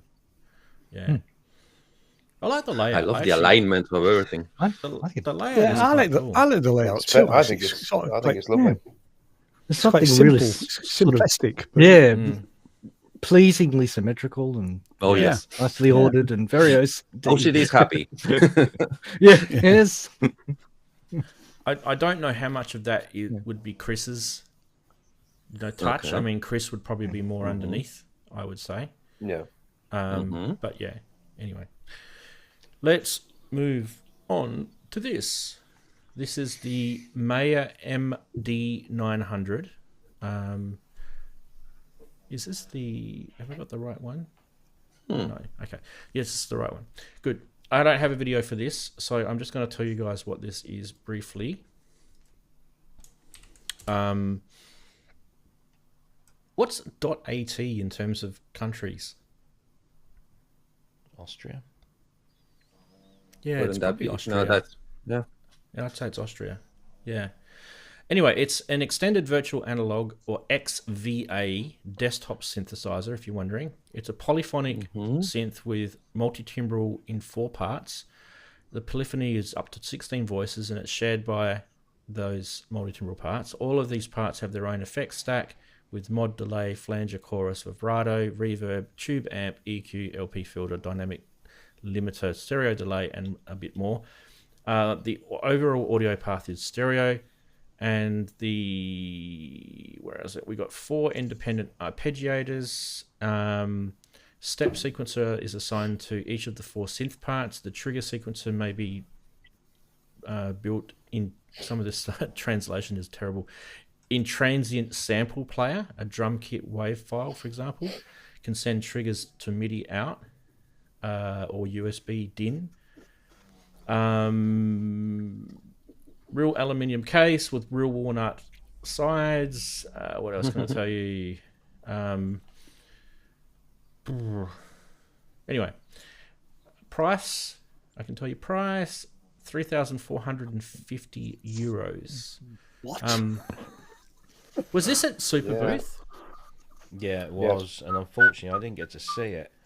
Everyone kept saying, "Oh, have you been over to the mayor stand yet?" And I'm like, "Oh yeah, somebody else said that." And then, it'd be like squirrel, and then I'd be off somewhere else. And then somebody else would come up to me and say, "Have you been to the mayor stand yet? Because that thing's pretty neat." And I'm like, "No, I haven't." But you're the second or the third or the fourth squirrel.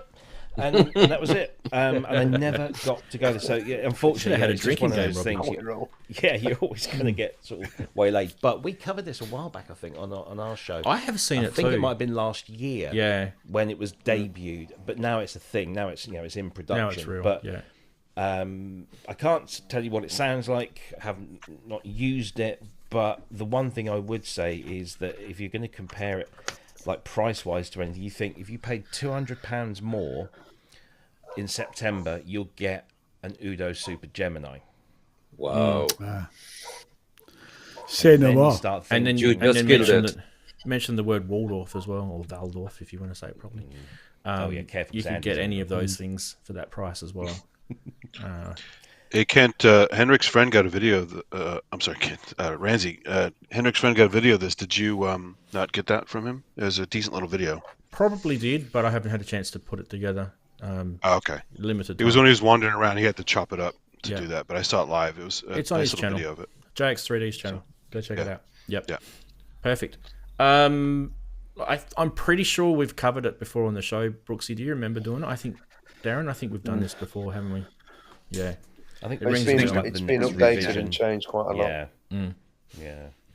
I just remember us talking about Waldorf and even Access Virus and that sort of vibe at the time. So because it is a VA, and now they've got the Carbon8. I heard that one. Yeah. Cobalt 8. Which one is it? That's the Carbon VA. 8. Carbon 8 is the new one. Yeah, but they had it there. I was surprised to see Modal there at all. Oh, we'll talk about that in a minute anyway. Yeah. Well, let's do that. Yeah, we'll talk about that one in a minute. But I'm just saying, for VAs, there's plenty out there for your picking, and I don't know, €3,500 for a VA is on the pricey side. So, let's just have a quick look at it again before we say goodbye to it. It does look very cool. I do like the look of it. They've done a good job. Yeah. It's probably it looks nice. It looks well built.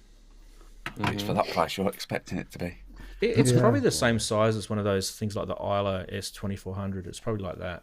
It's 460 millimeters by 295 millimeters. Yeah, so it's kind of like an S2400 size, I reckon. It has a similar color scheme to the Synclavier module that came out. Yeah, it does. Good point. Right, what else? Next. This thing. Yes. This is Finegear or Finegear. I'd say Finegear. This is the Modmix. Now, the Modmix has a video. It's experimental.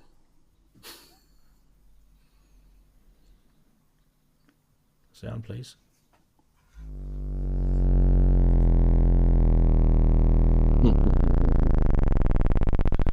Robbie's ducking for cover right now. Oh, baby. Yeah. Oh, he just hit the brown note.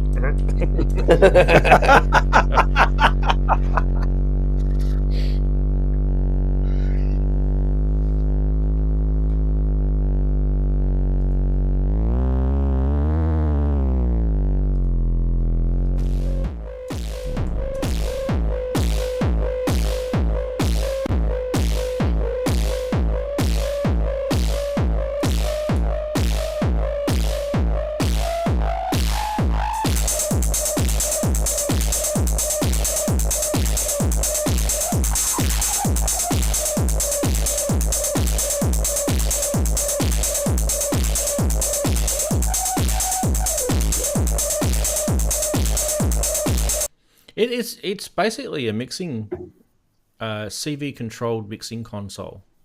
If you're wondering what it is. 4 channels with mic line level inputs, preamp, equalizer, inserts, 4 sends, panning, volume, cue, switch, signal and clipping LEDs. It kind of does a lot of distorting stuff as well and overdrive stuff. 1,300 euros for this. It does have USB and MIDI sync, 2 CV LFOs for MIDI sync, and 2 envelope followers. And those 2 VU meters are pretty funky as well. People would like stuff like that. But that's that. But I think really the big show thing from these guys is, we'll go to the next one and we can talk about them both together. Same crowd, but this is the next thing. This is called the Dirtmagnet teaser. Oh, yes. Let's have a look at this.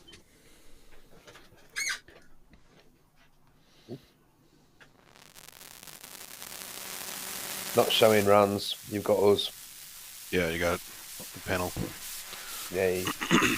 I'll start again. There you go. It's only a 20-second video.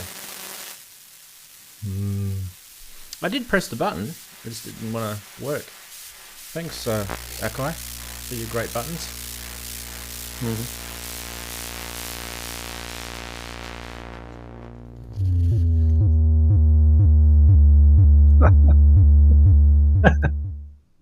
Really? Oh, it's a teaser video. Talk about a tease. Yeah. It's an analog effect. Obviously, it's a tape, dirt sampley, resampley sort of thing. It's 1,200. I think it's 1,200 euros. Anyway, what you do on this is you get it has 2 voltage controlled LFOs, a noise generator with a bandpass filter, a crackle generator with a high pass filter, a ring mod, a VCF, and a real life cassette tape delay loop. You can use and abuse any or all the effects to add noise or crackle to your sounds, ring modulate them, filter them, delay them, tape delay them, and chain any combination as possible. Let's go back to the graphics so you can see what I mean by chaining. Yeah, it's kind of a grungy sort of effects unit. I think a lot of people like this sort of stuff at the moment. I don't know if I do personally, but yeah. Price is where are we? 1,200 euros for this. So cheaper than the Mixer by 100 euros. It looks really cool. I dig the way it looks. Yeah, but could roll tape over for that, couldn't you? Conflicted thoughts, many conflicted thoughts with this one. If money was no object, I would buy it. Yeah, because I like stuff like this. I mean, I really do. That's one sort of weird, experimental stuff. Just mess around with it. Sorry. Yeah. It's a real trip hop making machine. Trip hop machine, exactly. Yeah, it is. Yeah. I mean, having said that, you could probably get a lot of what it by doing other things. I've got loads of tape decks kicking around that would probably do that. Some of it, not all in one box. Price is the bad side of this one. I think it's quite fairly priced if it does all that it says it does nicely, properly. Because the problem with tape delays nowadays is if you want a vintage, get ready to put the same amount and then a tenth of that every 2-3 months just to keep it running. This is a new technology. I don't know if this cassette design is proprietary or they're copying other couple ones that are coming to the market from another companies. Like I think T-Rex is doing another one. And another company which is escaping me is about to release another one. Why don't we have a look at this demo though? Because Wagoose just pointed it out to me, and maybe this might be a bit better to show.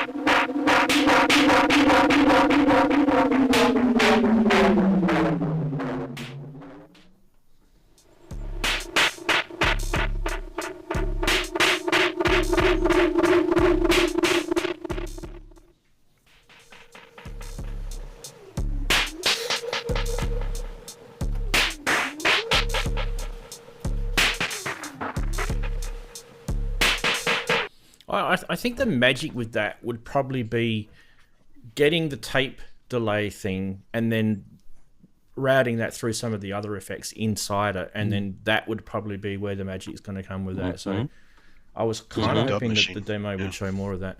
But yeah, I can see why you like it. It's probably not for me. It's huge. I mean, having said that, you can a lot. Yes, it's. I think is it all analog? I'm assuming it's all analog. Looks like. I mean, doesn't really say. I get a lot of those effects like now just by using digital stuff, in a computer. Yeah. So, it'd be nice to go and play live with it, but I probably, yeah. I mean, I wouldn't buy it because I can't afford it, but I do like it. Conflicted. I can see 2 or 3. I've got a hissing bad drum points trying to to this get thing. I mean.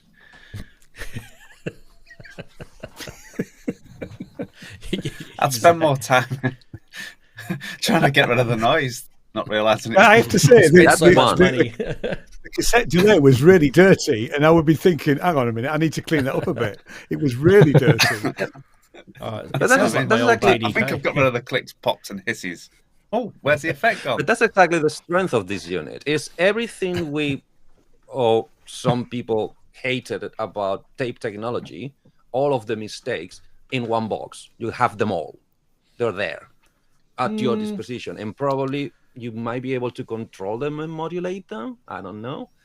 But first thing that worries me, even when on the second video, I think I saw a protective layer. Seems like the tape is exposed.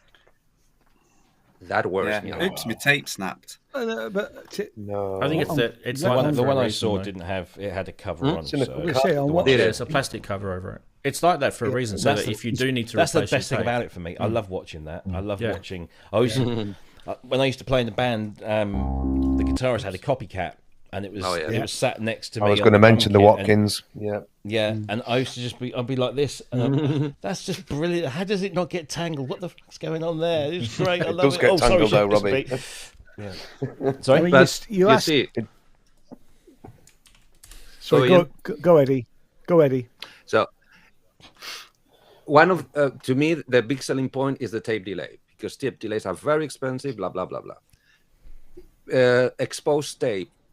Because the other companies that are releasing products have managed to bring a sealed system for the tape loop.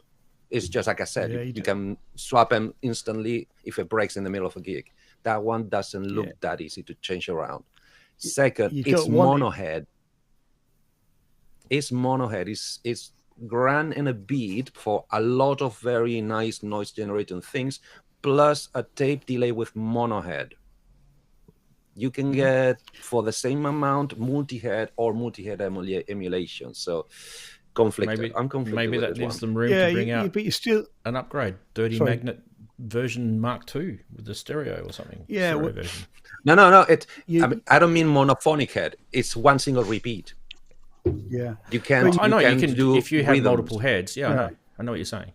That's what I mean. You do need access to the heads, because you're going to have to clean them, because it's analog and it's using tape, and you're also going to have to demagnetize them as well. So you do need, I wouldn't be interested in a sealed unit, because No, I mean you're going to have to clean sealed.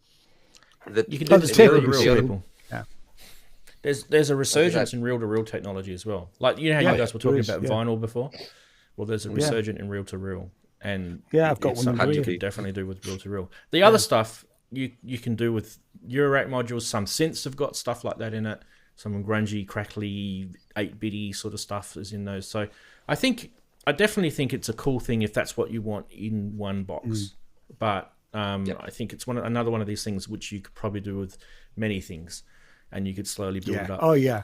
But Finegear did a good job of this. I thought it was actually a pretty cool looking thing. It's definitely got people looking at it. I believe it was quite popular at Superbooth as well. Right, next. I like the concept and vibe of these things, but I got to say, as a font snob, I hate that Modmix font. It's very ugly. Yeah, it's not a nice font. This one is... wish I could show videos on this, because I haven't got permission from any of the people like Sonic State. Haven't had time. But this is a physical modeling synth from Erica Synths called Steampipe. It does have 8-voice polyphony. If you haven't seen it, go check out the Sonic State. It's a Dutch company, if you're wondering who Erica Synths are. They make a lot of Eurorack gear, plus pedals, plus standalone desktop synths as well. They're awesome. I've got a couple of their modules here. They're really, really cool. I think they're Latvian, aren't they? It says based in Poland. Oh, sorry. It's what am I saying? It's in collaboration. I meant to say it's in collaboration with a Dutch company. All right. Sorry. 112 dB. 112 dB is a Dutch company. Yeah, that's what I meant to say. Sorry. There's no conventional oscillators on this. So go check out the videos on this. Anyway, I can't really sort of talk about it without. Yeah, it started life as a VST. In 2018, I think it was 2017, 2018. So I've never used it, but it was because I never used Reactor. But that's where it originated. That's where the software part of it, and they've made a real life version of it. You know, I have to say some of the Superbooth videos was one of them looked really cool. The guy from Erica Synths had his daughter playing a clarinet. That's what I'm trying to get up now. I'm not going to play it, but I'm going to show it. Yeah. I don't know how. That was really cool. That's the one to go and watch. Yeah. I'll give you guys a link to it. Just give me a sec. Yeah. Yep. Keep talking about it. Well, that was it really. I didn't have. I mean, because I've never. Keep going. It looked. Exactly. I've got to. I have. It looked good. I did have a look at the actual website, but when I lost all my tabs went missing as well, so I couldn't even bring that up. I did have a look at the actual software from on YouTube, and it's and it looks almost identical. They've not really changed anything, but they've just made, like I say, a knob per function version of it. Yeah, keep talking, because I've got no audio, but I'm just going to be skipping over this Sonic State video, and Nick will kill me later. That's all right. Oh, Nick will be fine, really. He'll be fine. The only thing I do know about it is it's in 3 parts, and I didn't write down what the 3 parts were. The first part is the voice, or the sort of wind part of it. One part is a resonator, which I think is just like an effects thing at the end. Can't remember what the other part was, if I'm honest. Anyway, anybody else want to help me out? Say again, Ed. Is that controller wireless? That controller she was playing there was wireless. Yeah, I don't know. That's the actual Silphio from Aodio, and that actually to use it just as a controller is kind of sad because it does amazing sound on its own.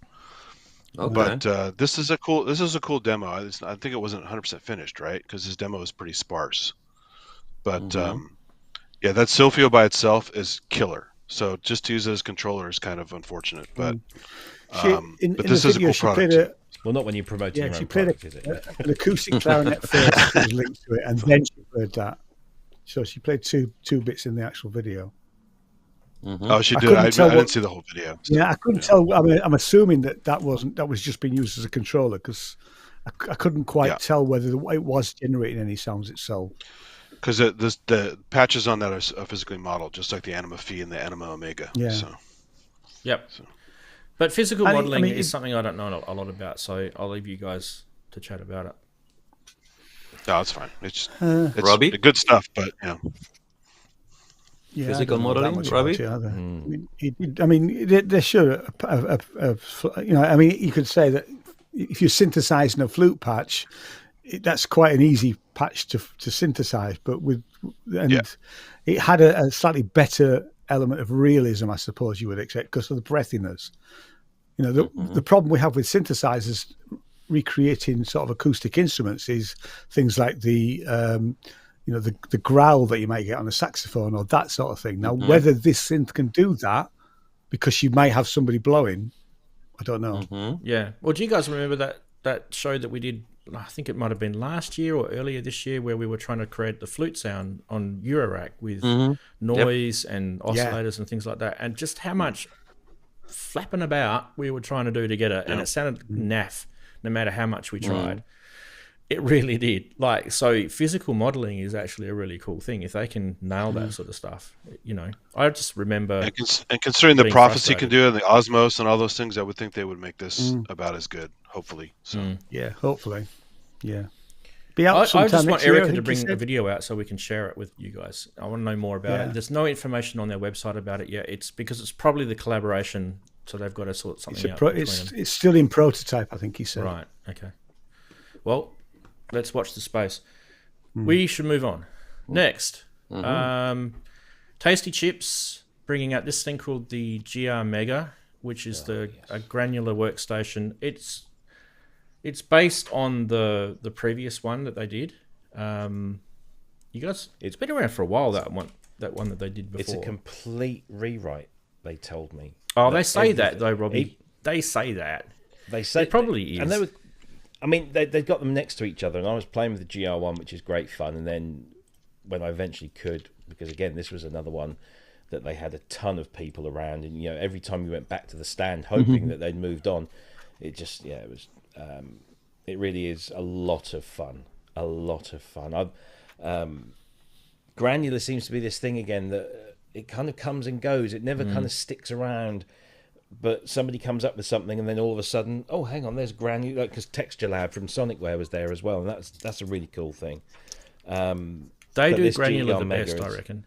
These guys do granular the best, because the way that they've developed really the UI, it's really cool. Yeah, and that slider underneath, when you just literally just move around. Yeah, there's my thing. That's what I'm going to mess around with, and yeah, very powerful, very, very exciting, very nice. The only thing I would hope these guys don't do to us, because I've done it before, is if they bring this thing out to the public, please don't bring out some sort of major hardware upgrade because you've neglected to think about some sort of processing ability or something like that. They did that with the convolution reverb thing that they brought out, and people were screaming at them.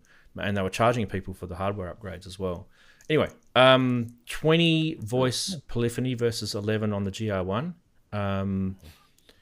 There's, you know, more CPU power, so you've got more max grains. You have 1200 up to 5000. There's more LFOs. There's 4 LFOs. There's 128 presets. There's 1,000 multi-timbral settings on here per project versus 1 on the GR1. It has chord mode, it has granular ratios, it has zoom, it has crop and normalize, it has spectrogram view. None of those things were on the GR1. It's mono and stereo for sampling. It does 3-minute sample lengths as opposed to 2. 60 minutes for non-granular samples. That's a big sample. That's a whole set. Wow. It has slice modes, phase vocoder in the engines, and there's a whole bunch more. There is some analog stuff in there that for the interface, and I think it's a bigger screen as well. Yes.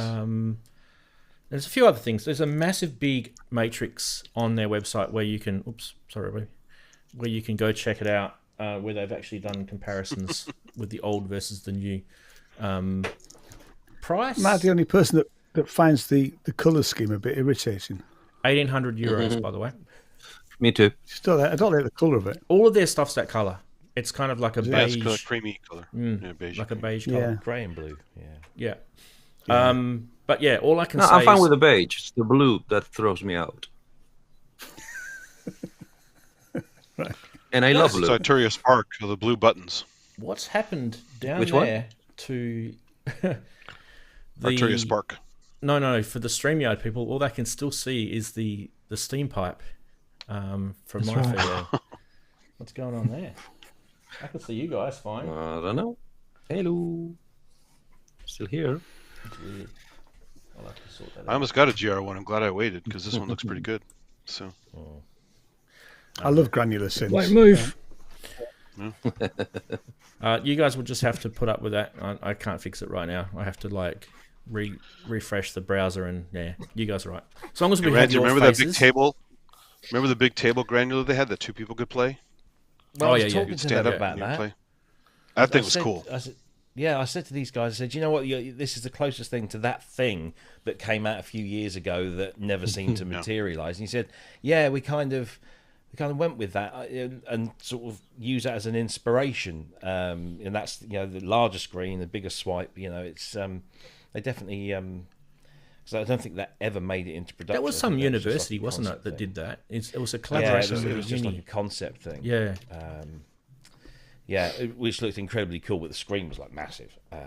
But yeah, this gives you that kind of experience, and you just proper hands-on, proper real-time, really, really nice. And I just love the fact that you can take any sample and find something in there that is just you just didn't expect. I mean, so I've been playing with this. This is the Sonicware Texture Lab, which is a lot of fun, and it's granular at a very affordable price. It's really nice, and just sort of scooting through, and I had a vocal sample. It's just somebody talking, not singing, just talking, and I just found this one piece, and it was just this incredible pad. It's just amazing. Yeah, it's good fun, granular. Yeah, really is. Right. Although it's funny, there's at least one app on the iPhone. It's like a $5 app that's been out for a long time. And it gives you the waveform, and you can pinch it, and you can do granular on it, and add effects to it. And most people never even knew it. So granular's been around a long time in iOS, not just the fancy versions, but even this cheap crap. That sounds amazing. But I mean, as far as like accessibility and cheap engine in Mac 5 that eventually made it into Falcon, and that was great. Really good. I remember using granular back in must be about. What about Native Instruments? 2010. I had fantastic plugin. I think it was called Scanner XT. Yeah, that was a granular synth as well. It just remember Native Instruments? Yeah. But it seems to be this method of sound generation that sort of pops up, and people go ooh, and then it just kind of goes away again. And then comes up again, and it never seems to really kind of stick as a method.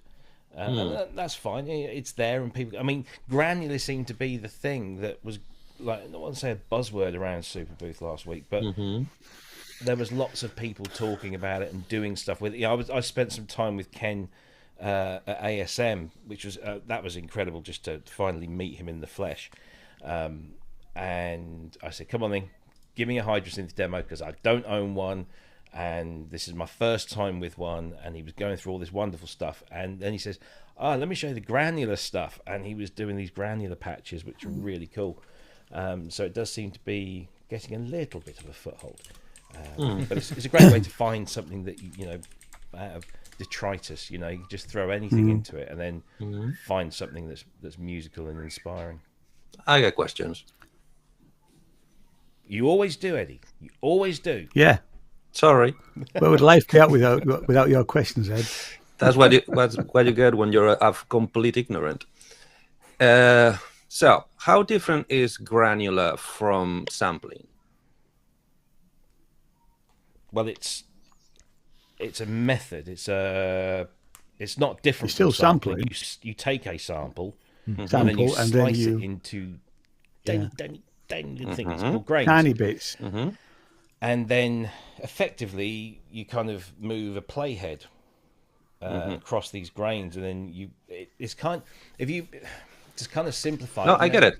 Makes sense. With a sample, you've got a loop. You might have a sustain loop, and the playhead of the sample is going backwards and forwards. Well, this is doing it on a granular level, and you're just taking this one thing, but then expanding it on it.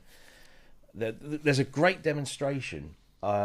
Which is many years old, but it was when Mac 5.3 was kind of the thing, the Motu product that was developed by UVI, and the guy took the opening brass section from the Star Wars theme, and he just said, right, I like this bit here, let's just zoom in, and we zoomed in, and he gets this one thing, and then there's this completely other sound, which it's a trumpet or a brass section from an orchestra, but it doesn't sound anything like it. And you can then take that and then manipulate it and stick it through all sorts of different things. So. I get it. So the second question would be, could it be, and this is just a wild imagination and extrapolation, the fact that comes and goes, because when a new product, a new device that can handle that type of synthesis comes out, the demos are amazing. but when you get actually the device, it gets really really steep to get nice sounds, or it takes too long to get nice sounds out of it. I think that, as I mean, it's a little bit like eurorack. Yes, it's a lot of time investment to very little turn back. Probably that's why people get deflated once they have the thing. Oh, yeah, but that demo. Yeah, but how long did that guy get that demo? Or that guy has been handling that for a very long time. And when I do it, it's like me trying to program FM. It sounds like somebody's skinning a cat. It never sounds good. Well, I mean, I have to say that where Rob says that not that one. We're not saying that one. That one is cool. That's like I don't know. I mean, I was playing around with the Texture Lab before we came on air, and you know, you've only got like, I don't know, 10 different controls that you can just sort of like start messing around with the speed and the length and the diffusion. And you do kind of just go in thinking, well, let's just see what this knob does. And you kind of know what it will do to something, but you don't quite know what it will do to the sound that you're playing with. Yeah, you don't want to overthink it. Yeah, it's like hiring new staff. It's not instant. Yeah. Let's see what I don't think it's... And then Wacom reverb, certainly... Boom. Yeah, exactly. I've been using granular since about 2011. Become a thing again. Somebody's refined the process and made it a little more simple. You know, like with the GR Mega. You got that kind of, that crossfader thing there, and you're just wiping through, and instantly you can see what you're doing, you can hear what's happening, and then once you've kind of taken both the visual and the audio input, you know what you're kind of going to get when you go over to this bit or that bit. So it's a little bit of perseverance. I used to like that Isotope Iris. Nothing is FM hard to program. We get that. Iris is good. Okay. Then shame on me. I'm the only one on earth. If you're into Max, if you're into live, but there's Granulator 2. You see my point? Could it be the fact that it sounds awesome when somebody else do it, but once you get into it and final investor it's very little reward for a lot of investment. No, I'm talking time here. I'm not talking money. Yeah, no, I don't spend a massive amount of time. If you're doing banging techno tracks, probably not the sort of thing you want to be. Yeah. If you're doing, lush, ambient, that sort of thing, then it's cinematic, atmospheric. Yeah. But that's like I use it all the time, and I always have to buy certain instruments to do pieces of music that just wouldn't use them. So it has a niche, as they say, or a niche, as the I think every album you wouldn't buy a Juno to play orchestral. Exactly. No. Unless you were Vangelis. Yeah, well, I think but he made the Juno sound like actual orchestra sounds. That's on the fingers. Speaking of Greek guys, apparently Iannis Xenakis invented granular. It's not about the thing that you do. It's not about the thing. By the way, where is everybody else? There it is. You guys on StreamYard can't see this, so Ranzee's got a shot you'll just have to. I've tried before. I've tried. This doesn't want to sounds like MPC. Polyend. Don't get me started on Polyend. Oh my god. Me and Ben felt like really, really old men on their stand because we just couldn't figure out how to use any of their stuff. Okay. Trackers. Welcome to the generational jump. It's a Zoomer thing. Yeah. How does this work? And we didn't want to embarrass All right. ourselves. So this is a granular sample, right? Step away from that donut. So all I'm doing, Eddie, you can't see this, but you'll be able to see this on the replay, right? What I'm doing is I'm moving. I'm moving the playhead. Hang on. I mean, it's broadcasting, or at least not us. We're not out. He's chatting away on his own there, so we're not in. Yeah, I think so. Yeah, I don't think That's granular. There. Is me? So you choose a different sample? Well, the alarm. That was me. Oh, that was you. A high pitch alarm. I think that was me. That was my window. We can choose a different sample. Okay, careful the loop. Choose a different sample. Yeah, we're out. I just don't know for how long. And why are not getting the sound feedback now? I'm not getting it. We can still hear you. Baby stuff.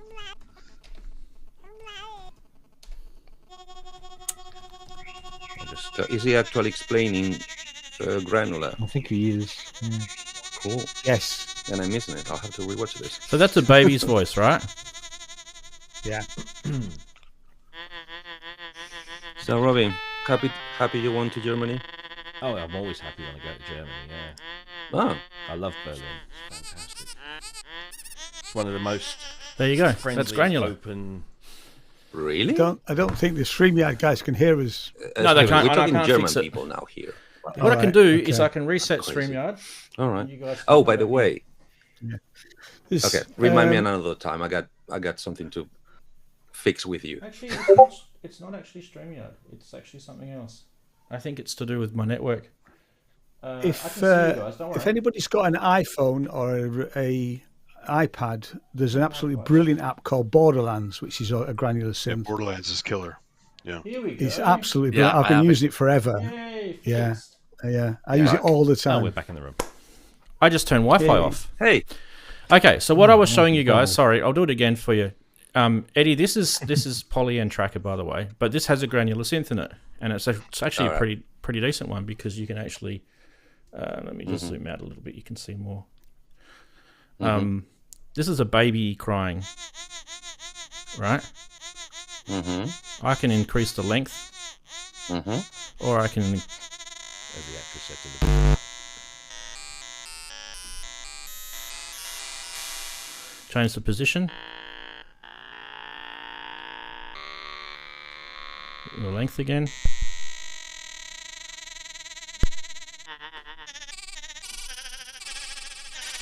That's granular synth.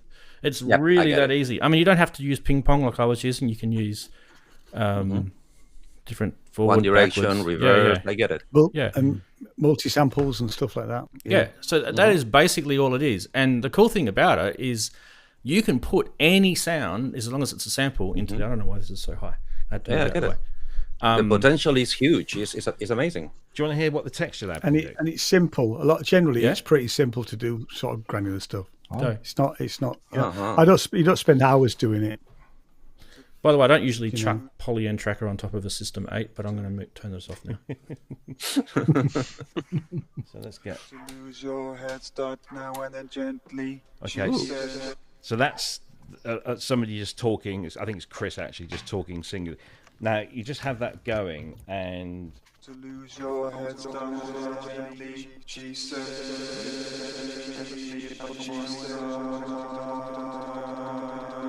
so now I'm getting close to that kind of point.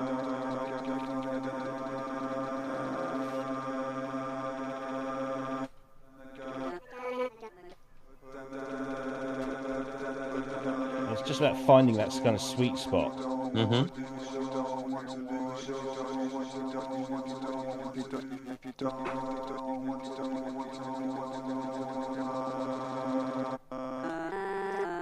And then you can start. Oh, actually, I've got something I can play with there, and it's just so simple. And the thing with the Texture Lab is that because you have got no visual reference, you're doing it all by ear, and that is something. It seems to be a skill that has been lost over the years. Messing around with samples, using these things By ear, rather than. Will it do like a micro? What sounds good, not what looks good.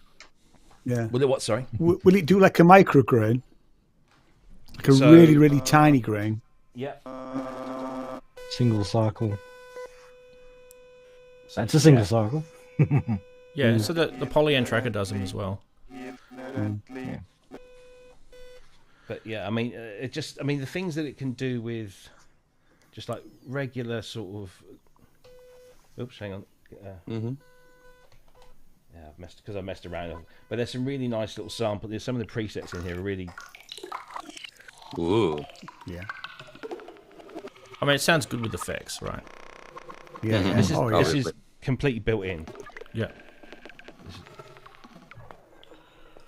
Apparently, the first computer use of granular was by Curtis Rhodes in 1974. I think you're right, man. And then C Sound came later and all that stuff. So yeah.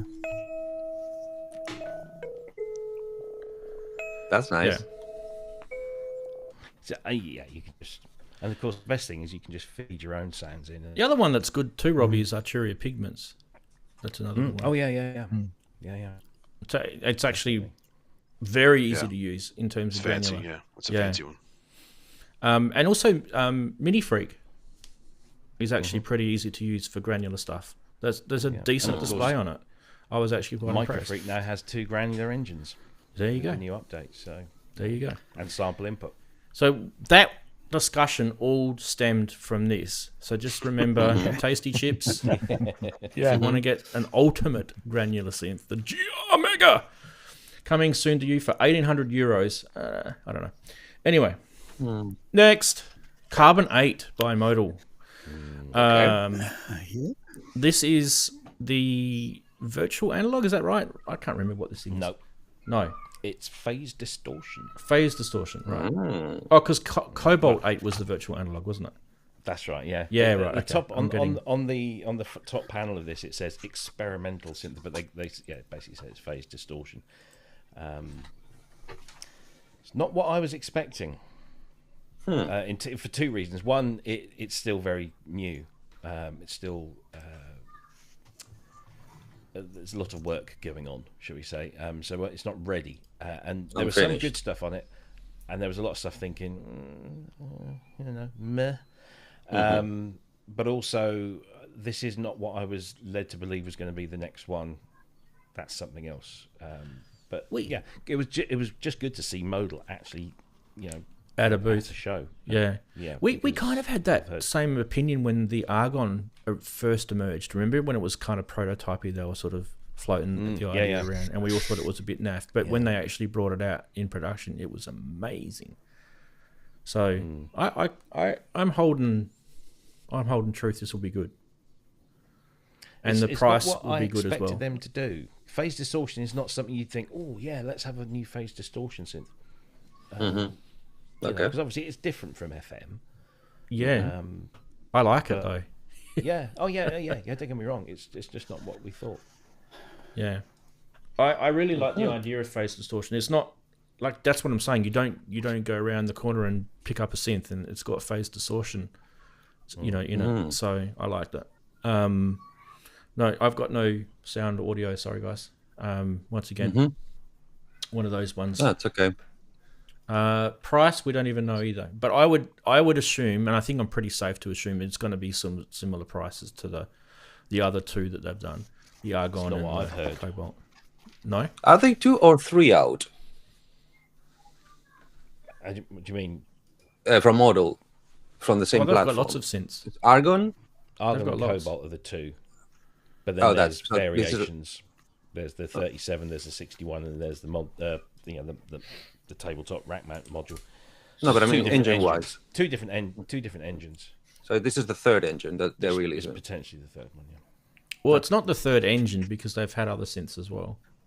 Oh yeah, but in this particular platform, in this platform, the 002, the 008. I'd heard that this was actually going to be quite a bit more expensive than the others, and I don't know whether that's because components, etc. But that's the word on on the street or in the booth was that it might be a bit more, but then again it might not. Who knows?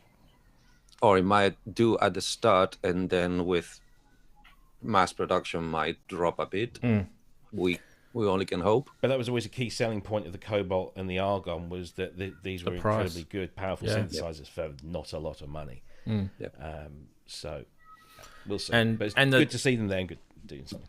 The variety of the different options you've got, like the mini keyboard, the big keyboard, the desktop / rack mount. I think it was quite clever. All right, we got to keep going because I don't have any sound for that. Then there's the Solar 42 by Elta Music. Microtonal polyphonic ambient machine. Interesting thing. Did anyone once again, I've got no sound to show you of this. It'll be muted if I do. Did anyone have a take on this? Want to comment on this? Put your hand up and I'll go to you. Anyone see this? I didn't see this myself. I avoided anything that had wires coming out because I knew it would be modular, so Good boy. Just stay away from it. I think it looks fab. It does look cool. It does look fab. Yeah. I don't want modal. I only have one comment. It looks to me like an easel to me. But that's how little I know about it. There were some of those there. There was the Buchler easel and the anniversary edition, which looked amazing, and I have no idea how to use one. Very few people does, apparently. Where you need, Elta also makes a cool Polyvox filter. So. They do, yeah. Okay. They do Polyvox.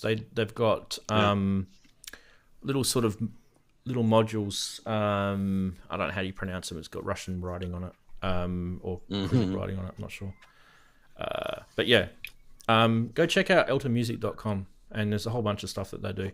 But there's videos on the various people that attended Superbooth if you want to find out more about that. I don't even know if there's a price on this. No, there's a TBA. Okay. Anyway, so go check that one out. I think we can just move on to the next one because no one really knows about it. So next is this, which is the WoFi by Kiviak. I've seen this before. I could have sworn I've seen this before. Yeah, it's been announced a while back. Or maybe we even showed it a number of shows ago. We did, yeah. I think. Yeah, it's a sampler. It's simplified workflow. Yeah. I remember showing the electronics on this thing. So yeah, I think we pretty much showed what this is. No price still on this. So I don't really know what they're getting at, like showing it at Superbooth and not saying how much things are. It'd be nice if people could say, look, I think it's going to be between X and Y. Yeah. At least we've got some sort of ballpark. Even like, just a ballpark figure. Just stop saying TBA. Oh, TBA. Yeah. At least in Superbooth, because you understand that from NAM, which is not really addressed to the public, it's addressed to the people who will put them in the shops. So TBA, yes, if you actually decide, then wait for the price chart. But Superbooth, which to me looks like it's straight to the consumer, you need prices, mate. Anyway, that looks like an interesting sampler. So I'd like to see more information about that. It's got a very nice user interface design to it too. I think we commented last time that we thought the keyboard was a bit micro corgi looking, or key step looking. But I think that's the point of it. I think it's supposed to be like a portable sort of jobber, this thing. Those are speakers, right? They are speakers, yeah. Okay. Then we've got 4MS. This is heading into Eurorack. Sorry, Robbie. Don't worry, Robbie. There's not much. There's very, very little. Very, very little. Nap time. 4MS is a pretty cool. 4MS make a really, really cool module that I would love to get my hands on, which is like a matrix, a VCA matrix. I really, really want to get my hand on it, but because I don't have it. But this is they've got a little DIY range now where you can actually make these things yourself, or you can get them made. This is a looping delay, so it probably is pretty basic in that sense, or LD for short. That's what my son says to me, LD, so he doesn't have to say love dad. Okay, 275, available in June, by the way. It has a loop or an echo. Time is synchronized to a clock. 87 seconds of delay or loop. Time maximum in mono mode or 43 in stereo. It's 48K, 24-bit sampling rate. The loop recorded is at 16-bit or 20-bit optional. Sorry, 24-bit optional, sorry. Extremely quiet, low noise, low jitter. Tap tempo button, clock ping can be set as a basis for the beat. So there's that ping thing that you see in the middle. Sample accurate clock output for perfect synchronization, loop clock outputs for each channel. So that could be handy. So you could sort of have clock coming out from this based on the delay. And that was kind of the feature I thought this would, apart from the obvious, which is an effects unit. But that's actually a pretty cool feature. So you could have stuff triggered from the delay, which is a cool thing. And the only way that you've been able to do this, generally speaking, Magneto can do it, but there's not very many modules that can do that. You'd have to do it as an audio output, whereas this does it as a CV. There's a whole bunch of other things. I like the top two. It's the machine that goes ping. Yeah. So there's that. No audio samples from that. It was at Superbooth. And they do another one. It's the sampler. Now the sampler is a DIY module again, $299 US, available in June. $299. By the way, these prices are assembled, so the DIY kits are cheaper. Okay. This plays stereo and mono wave files on an SD card with controls for pitch, 1 volt per octave jack, start position and length. The knob and CV jack selects the sample to play, and the start position knob and CV jack controls where the sample playback will begin. The length knob and CV jack determines how much of the sample will be played, from tiny little grains to percussive hits to long loops or just the entire file. So this had a few people sort of going, "Oh, an entire file. That's cool." And then, you know, makes you think about what else you can do. So with this. if you buy it already assembled, do you still get the DIY sampler on it? Well, get this, Darren. The entire file can be as big as 4 gigabytes, which means that you can have 6.7 hours of sample playback on this sucker. Say what? I think my ADAC sound player will do that too. It's Yeah, the fancy. ADACs do it. Yeah, it's a standard sort of algorithm that they use. Streaming off SD card. There's a whole bunch of stuff in between that and that, you know, sort of, that's like the max, there's the minimum, you know, there's little micro sort of granules and stuff that you can muck around with on this as well. The controlling of it seems pretty cool. Like, you know, the pitch, the start position, the length, and that can all be done by CV. So, Darren, for example, you could use marbles to control this, right? Or you could have some sort of LFO controlling some of those knob movements as well. It would be quite an interesting little module to play around with, and it's a pretty decent price, I think. $299. Yep. I think it's pretty decent. Not bad that, considering the amount of sample time you've got on it. I highly rate 4MS, by the way. They're a great Eurorack company, so they make really, really good gear. So do get your hands on it. Available in June, as I said. Anyone want another comment on that before we move on to the next? Robbie, I know you're dying to buy that. Sorry. No. Yeah. 4MS is good. A lot of it's not too cheap though. Me and Robbie have just been doing our email, haven't we, mate? Yeah. Just doing a tax return right now. Good boy. So Henrik in chat's asking, are they using the same interface, thinking for firmware swapping? That's a good point. Maybe they did. Let's have a good look at this again. So if we go back one. Well, the top is different. The top is different, isn't it? Yeah. Is the pink input, but that's it. It's slightly different. Yeah. Maybe it's just very similar module design. And you also got the SD card thing right in the middle there too. Yeah, no, it's a bit different. All right. Next. Okay. I missed that. Now, this is JX3D's right up his alley because I know that he likes this. And there is a video. Finally, we get a video to play that I can play. Good.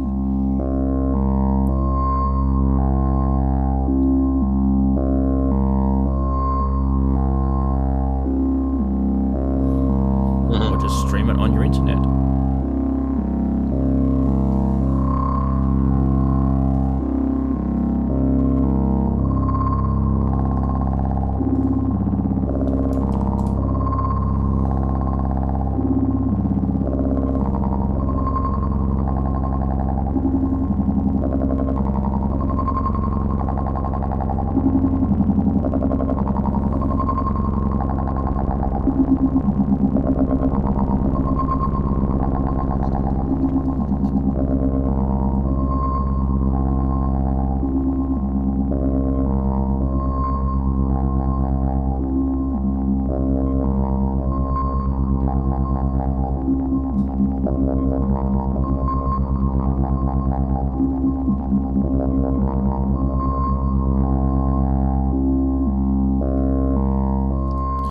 Now, that is right up our alley again with the word granular, because this is a granular VCF.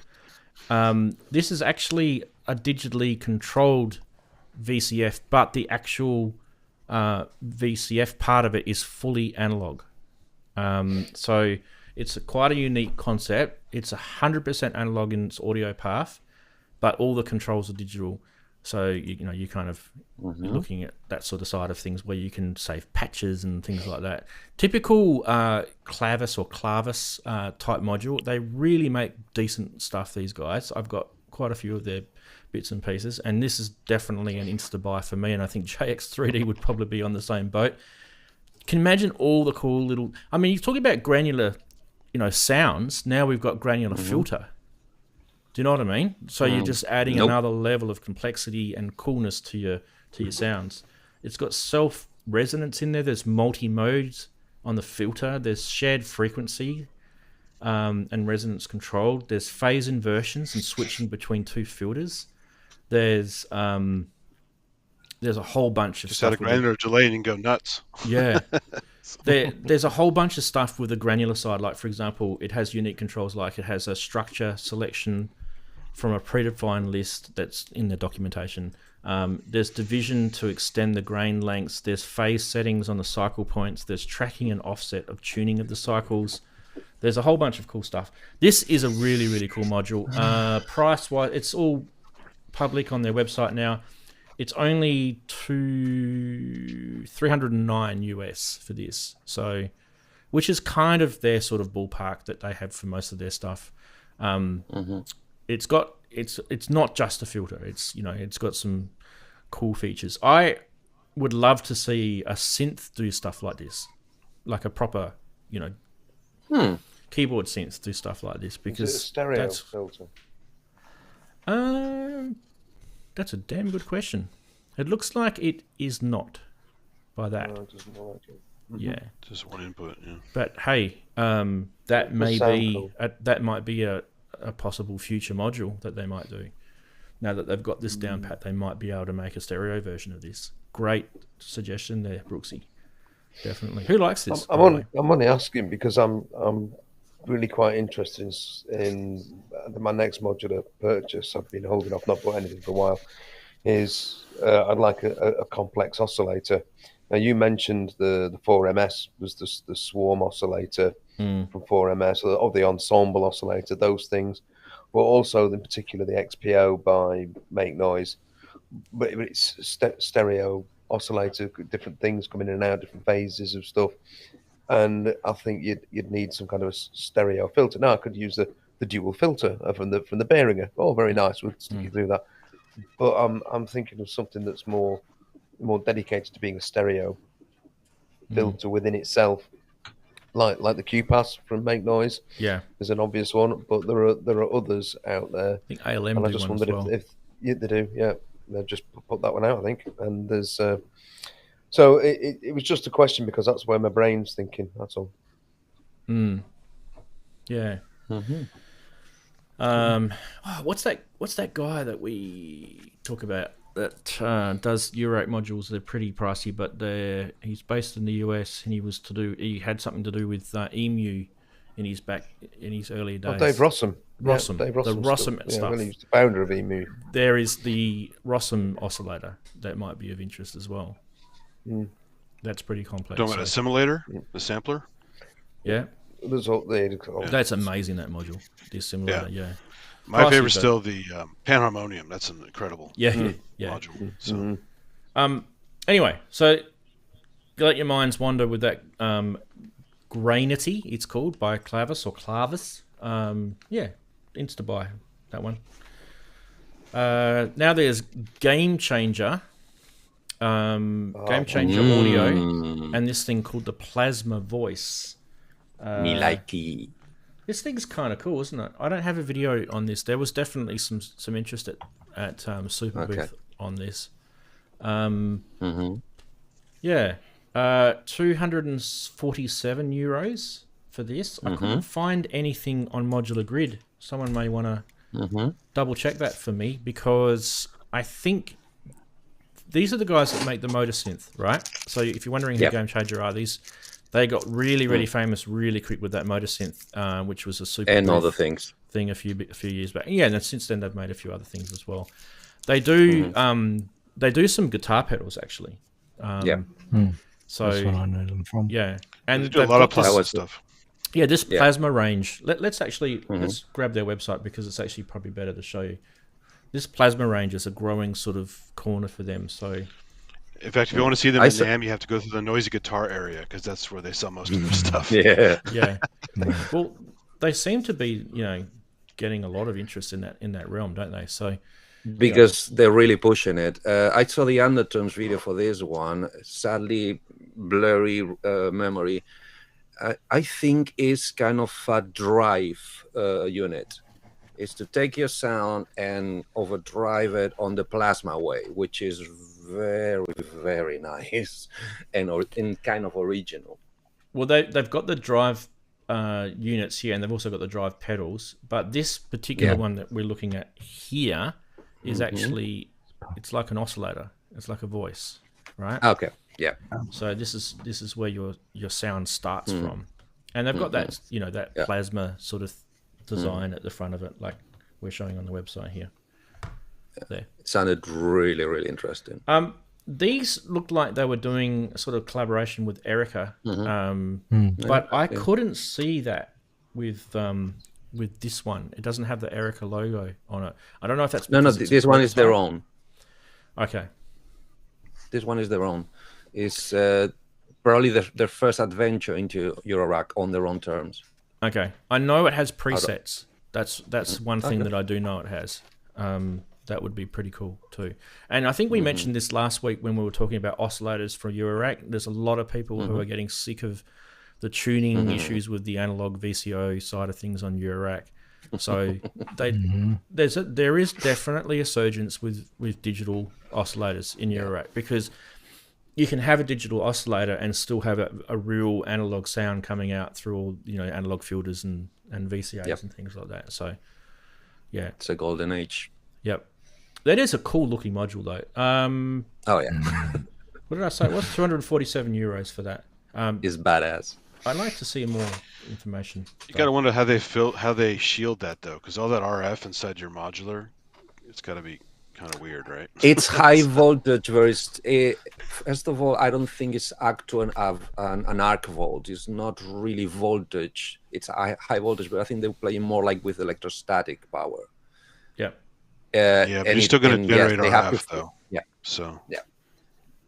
But they manage electroslush. One more. This is the last one of Eurorack. This is called the Acronym. It's an oscillator by Worng. Spelled wrong. Worng. It's Worng. Worng Electronics. Okay. It's got a bit of make noise-ish sort of design to it, hasn't it? Yeah. It's okay. So what this is, it's a wave morphing through zero VCO. So acronym actually stands for Analog Core Oscillator New Type Morphing. So it's literally an acronym for what I just read out. It's a stable, great tracking analog triangle core VCO with unique wave shaping, voltage controlled wave morphing, and through zero phase modulation with two sub oscillators to create a nice, decent VCO that excels, creating unique analog timbres as well as more traditional waves. It's pretty much just an oscillator. It's got sine, triangle, two subs, -1, -2, wave morph, and that is about it. You do have those two independent outputs. You've got the two oscillator independent outputs, the waveforms down the bottom, and you've got the two sub outputs, and then you have the wave output, which is kind of like what you've done with it. So it's handy in that sense, because you could use those waveforms for other things, right? And at the same time, you could do your sounds. I'd like to know more about it. Price is $399, so it's a bit on the heavy side, US. That's it for Eurorack. That's it for synths. But there is one more thing to show. Now, Robbie, brace yourself. I'm showing this for you because I want you to froth at the mouth. You ready? Wow. This is Apple's iPad. Okay. Don't say it. Don't say it. Yeah. Logic Pro. Just don't play the goddamn video. No, I'm not going to play the video. I do want to have a quick chat about it though, because you've got Steinberg Cubasis, right?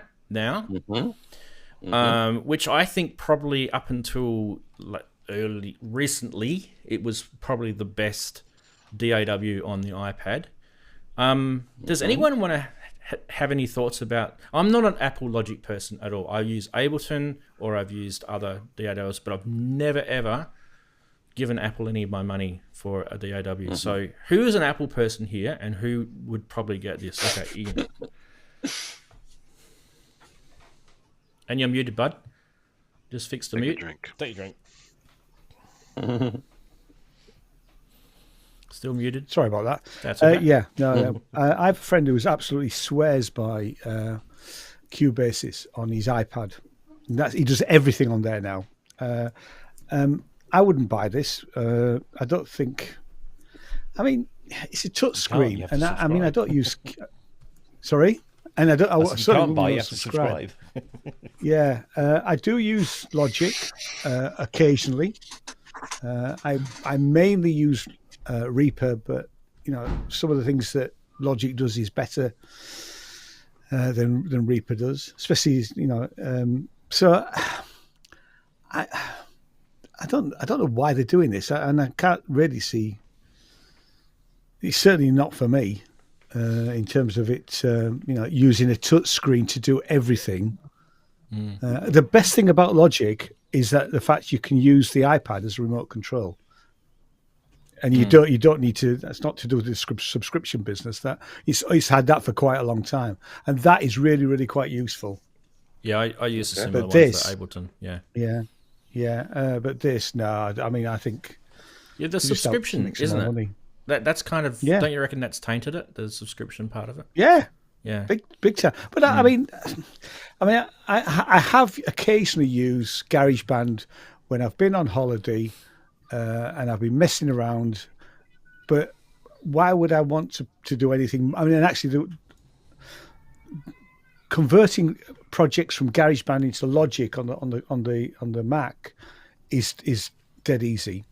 And that sort of, so you start one project on one thing, I mean, I've done stuff in cafes when I was in New York and stuff like that, and then I finished it off when I got home.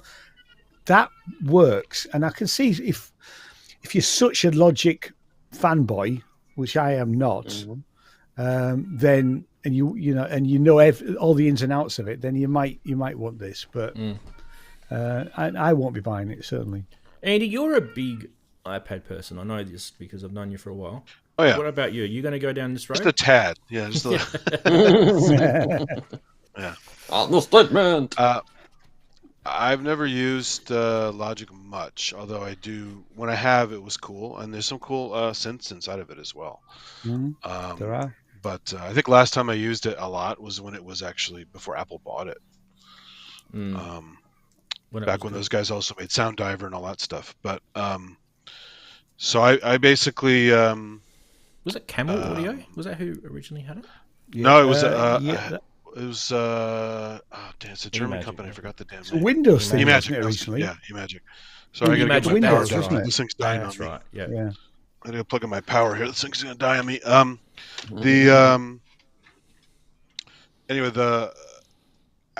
Cubase's is excellent, and there's also tons of other options, AUM and Nano Studio and all kinds of cool stuff. Yep. Nano Studio is one of the first actually for iPad. That's pretty awesome. But yeah, I would, and there's also Fruity Loop Studio, FL Studio. Especially since a subscription thing on an iPad is kind of dumb, I think. So I wouldn't do it because of that. But yeah, if you're into that stuff, you want that interface, and you just got to have it. It makes sense. It's just you got to do subscription, and you really got to be into it, I think. So it would be a no for me, but yeah. I just don't get the subscription with it being Apple as well, because the link. Yeah, it's just bizarre. I'm in two minds about it. Like when I got into iPad, I had an original iPad, and I thought, wow, this will be amazing if I can get a DAW on the iPad, or a comparable version of, because I was heavily into Reason at the time, so I thought if Propellerhead can do something on the iPad, which means that I can go away, come up with stuff on the iPad, and then just zap it over to my desktop, and then carry on working on my desktop, that would be fantastic. and they didn't come up with, and whenever they did come up with something, it was never quite, you know, what I was looking for. And then I just kind of grew out of the iPad. It didn't really suit just what I wanted from a device. So I never got one after the second or the third one. But what I used to do was like compose things in GarageBand on the iPad or my iPhone, because it's very simple to come up with ideas, because you've got those auto instruments. So I don't need to worry about, you know, playing or having a keyboard. I've just got something that I can just get an idea down quickly, a chord progression or a drum beat or just a simple bass line or something. And then, as Ian said, you can just zap that from GarageBand into Logic. It's just, you know, you just go to your cloud and you just download it from there. It's there. So Logic on an iPad, yeah, if it's an iPad Pro with the big screen, maybe. But then I've got Logic on my MacBook, and that's a 13-inch screen. Yes, and it's got a keyboard and a touchpad, and it's instantly identical to what I have on the desktop. So, but you would have originally paid what, $400 or whatever it was. $179.99. Yeah, but that's, I'm thinking probably Australian dollars, but yeah, 179. So, you know, pounds. Yeah, I think it's 199 now or something. Yeah. But you only paid once for it, right? Yeah, exactly. Oh, yeah. And that's the brilliant thing. Yeah. But that's what worries me now. You see that now Apple have come out and said, right, you can have iPad and Final Cut Pro on, so you can have Logic and Final Cut Pro on iPad, and it's $49.99 a year or $4.99 a month. Are they going to do the same with Logic on the desktop? Is that now going to become a subscription thing? Yeah, so you can use what you've got. We're on. We're on 10.7 now, 10.7, 10.7.7 or something. When it eventually gets to Logic 11, is that going to be the dawn of the subscription for Logic? And then, you know, because sadly, you might be right. Invested in it. Yeah, and it's the thing that worries me the most about this whole thing. I haven't got an iPad, so I've got no skin in that game, you know. And if I did, and I was mobile a lot, then yeah, I might do it. But I'm not. I work from home. I sit at this desk, you know, pretty much every day of the week, so I don't need to. And if I do go away, I've got my MacBook, which is M1, and the battery lasts forever. And I don't need an audio interface. Those M1s. They are so good. I don't need an audio interface. Except for Ventura. I don't know. I've not really had a problem with Ventura. If you use Adobe products, you'll have a problem with it. No, see, I don't on that. All my Adobe stuff is for work, so it's on a Windows machine, so I don't really use it on it. Oh, actually, no, I use some Photoshop on it. But every single thing I did on Adobe since Ventura has slowed down immensely. I think that's more about Adobe than it is about Apple. Probably, yeah. From what I've heard is that, you know, it's not great. But anyway, it's great that they've done it at last. Eventually, there's, you know, Logic they've been talking about it for ages, and now they've done it. Bad that it's a subscription. What does it mean for the rest of the, you know, the Logic ecosystem? I'd like to have a go in it, just to see what it's like. So I might just pop into my Apple store and.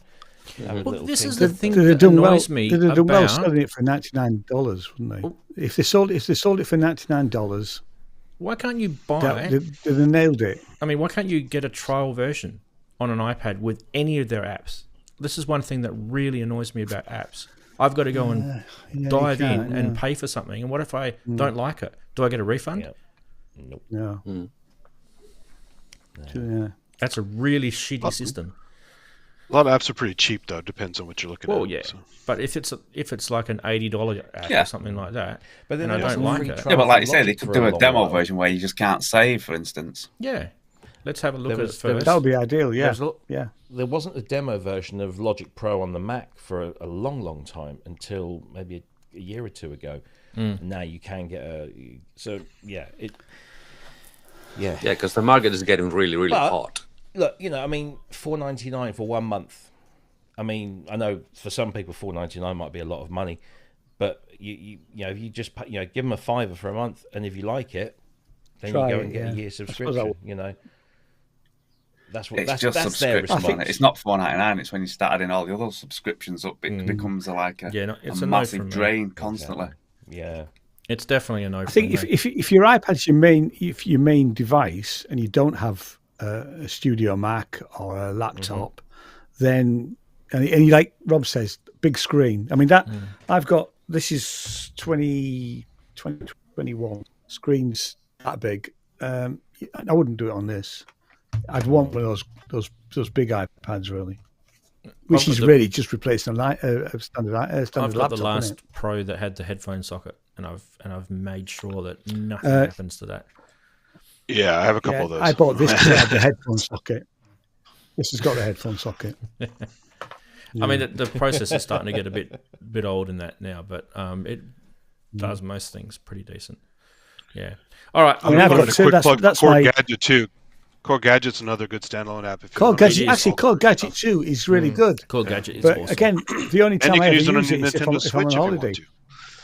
Yes, you can. Yeah. And you can also also install Core Gadget on your M1 Mac desktop or laptop. Oh, that's right. As well, and run it in your DAW as a VST or a whatever. Anyway, we're going to move on because guess what? When we haven't done. Last year. Oh. Because I've got it on the. I've got the mode. We showed it on the show. I didn't think you. Yeah. Right. Oh, I missed that. Right. Let's do this. Because people miss it. Yeah. People miss the segment, and I guess why. I've picked a few. There's no scams this week. But there's a few interesting auctions. I picked this one in particular. Not because it's got red knobs on it, Darren, but because it... they need to be purple. I just sold my Blofeld, by the way, which took ages for me to sell, and I sold it for less than that. So just bear in mind, you could have got yours cheaper. I've still got mine. It's up there. If you hit me up. Nothing wrong with Blofelds, by the way. The only reason why I sold it is because I wasn't using it enough. Anyway, this is a live. It's not really an auction; it's reverb, right? So, Blofeld desktops. There are technically. He's just stuck some. Wait, those are them knobs, or are these just some rubber things around the knob? Rubber things around it, because they do have the metal. You know that your fingers do slip on them, which is a little annoying. They're slippery, yeah. But they do have some problems with the encoders on these, so they do skip. Yeah, that's one thing that pissed me off when I bought mine. Yeah. Okay, so there's that. And then, so 649 Australian dollars, half it for pounds. It's pretty cheap for a multi-timbral synthesizer. I mean, really, it's a no-brainer. Anyway, it's a great little thing. I just don't use it much myself. Now, I'm showing this one because we're talking about Elektron earlier, and I wanted to sort of make this point. Most of the Elektron gear that I had bought had gone down quite a lot in value from what I bought it, like the Octatrack Mark II. When I sold it, I think I lost quite a lot of money on that.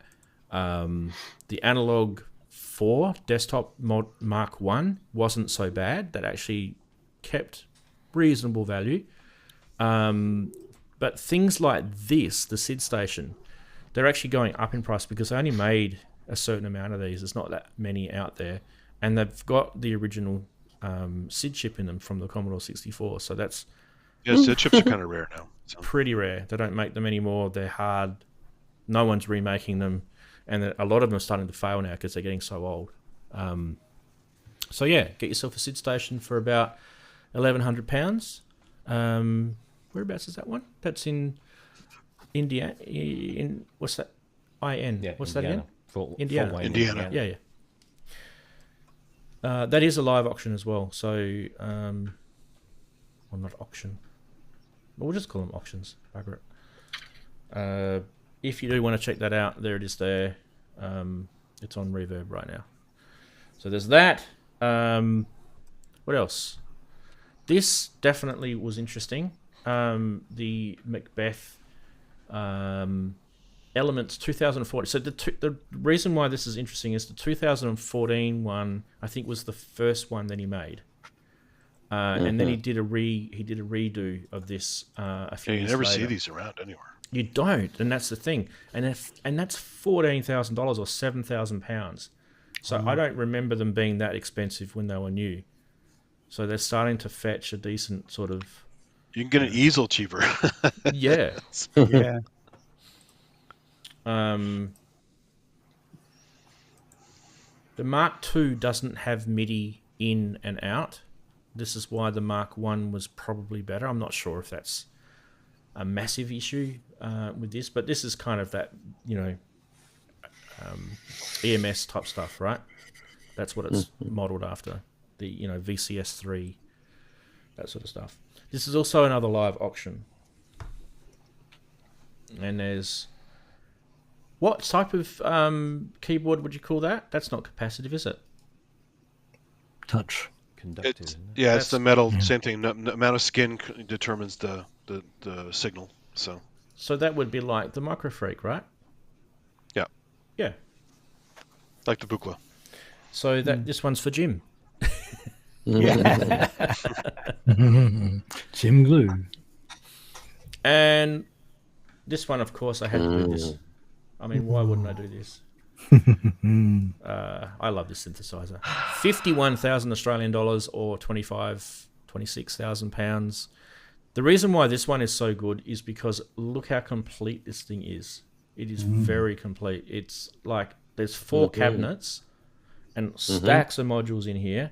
You're probably not going to get something like this. This one is in the US as well, isn't it? Yeah, this is in California. I mean, it's Rob Rosen that's selling it, so it's going to be in tip-top condition. Yeah, Rosen sound, yeah. But you've got 112, looks great, 121.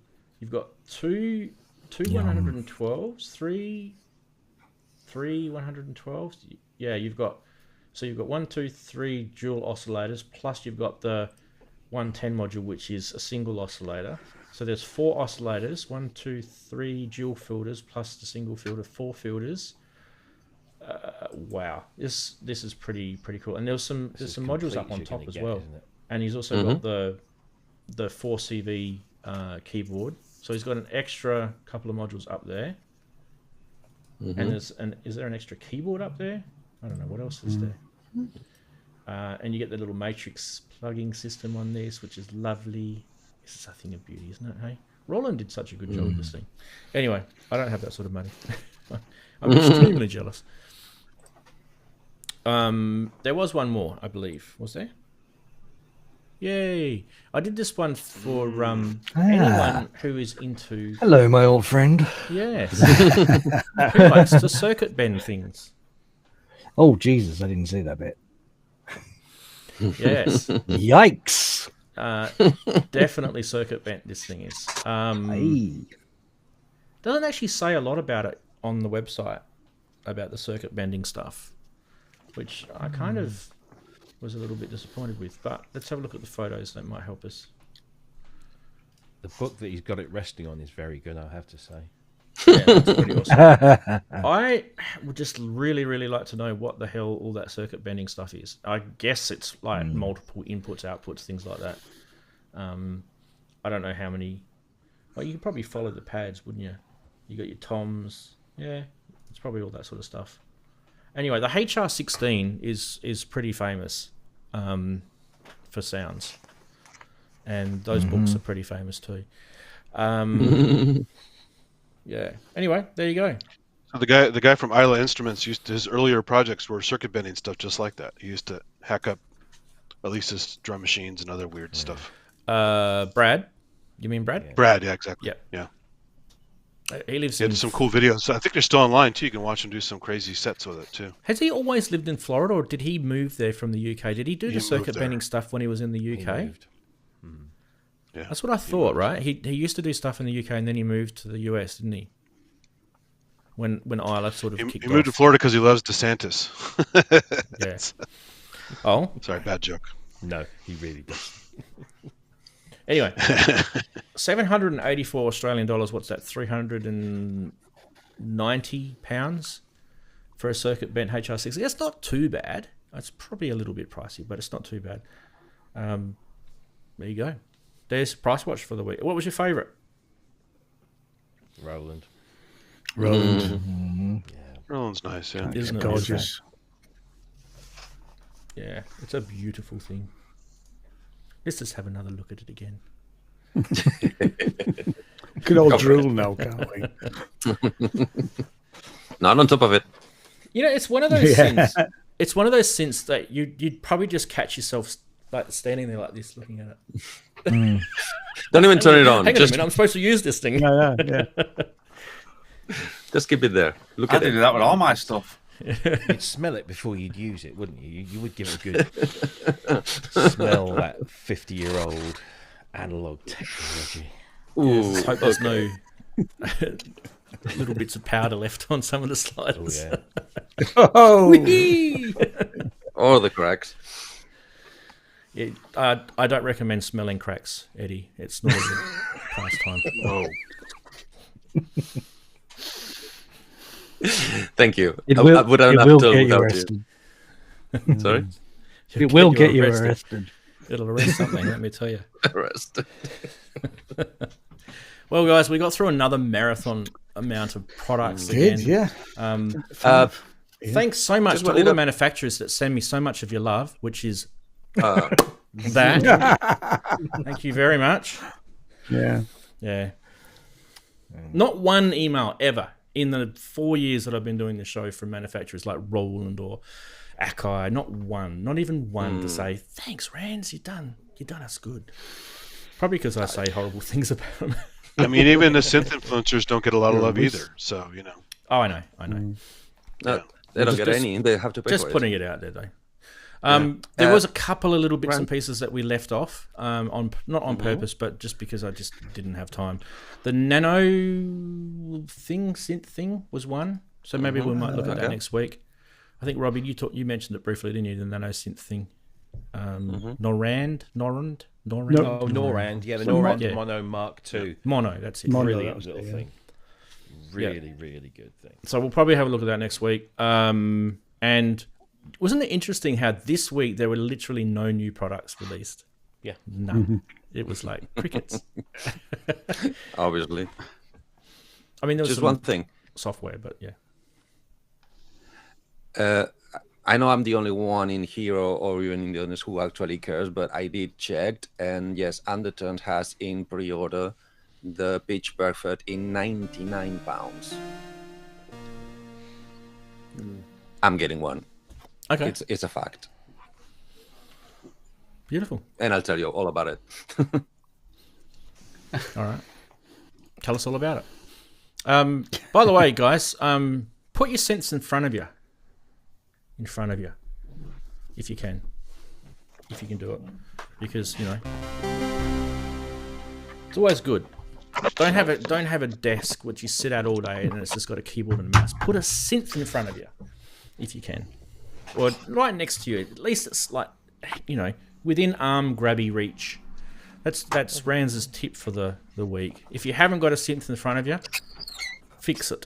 How about one of these weird ones with the dome controller?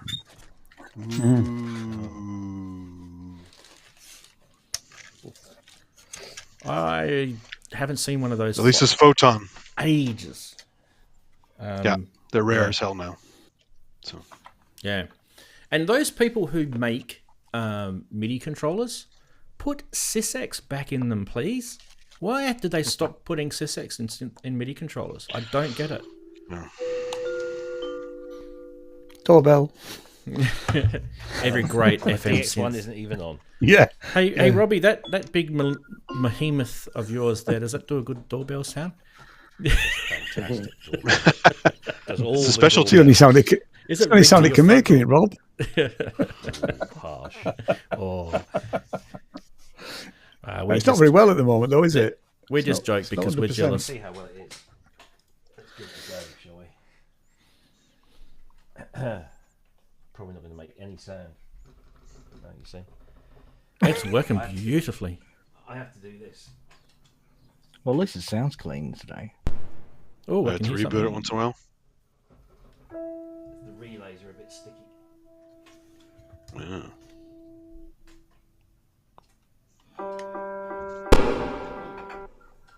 No, still. Oh. Oh. Now it's a drum machine. Yeah. You know, people would pay a lot of money for that in Yeah, Eurorack land. that's vintage. Wasn't that module that we were looking at before pretty similar to that? Yeah. Yeah, it was actually, but it was, yeah. It was the under your Finegear control. Dirt something or whatever it was called. Yeah. Or so you think. There we go. She's in the room. Oh, good stuff. Hooray! Oh. And then she's out of the room again.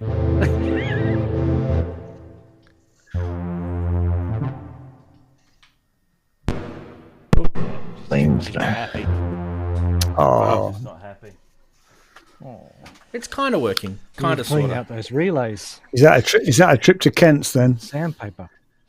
No, well, Kent just gave it to me and said, "There you go. You sort it out." So It's your problem. You're on your own then, mate. What? It's not like Kent has anything else better to do. By the way, if you're really cool, you get the beams by Florida. Oh, I remember. I saw your Break the video on beams. that. Oh, yeah. This is the other one. This is the upgrade one, which has more hip hop stuff in it. It's terrible but funny. So. The promo videos are the worst ever made. So. Yeah. We're gonna go.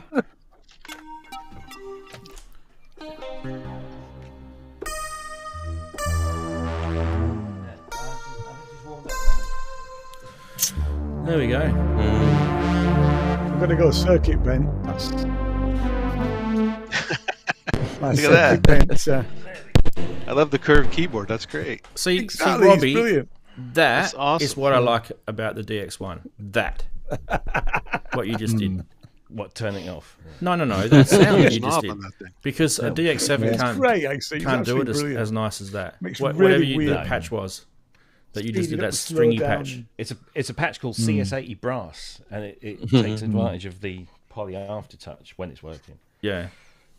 It does sound very nice. You'll probably be sad to know that I'm actually going to sell my DX7. So I think I told you that before. I am. I know I am. Yeah. Nah. I don't regret use it. I don't use it. It doesn't need to be here. Someone else will use it. And that's my methodology. If it's just sitting here collecting dust, if it's been collecting dust for a hell of a long time, there is no point of it being here. Someone else can use it. True. I mean, one day I'll probably go, oh, why did I sell it? I'll probably have a little cry about it. But yeah, if I'm not using it, I'm not using it. And there's plenty of them out there. So I have to say, I never regretted selling any of my 3 DX7s, but I would feel the Op 6 is the thing that's got me back into FM. Op 6 is nice. But Yeah. it doesn't make me want to buy a DX7 again, though.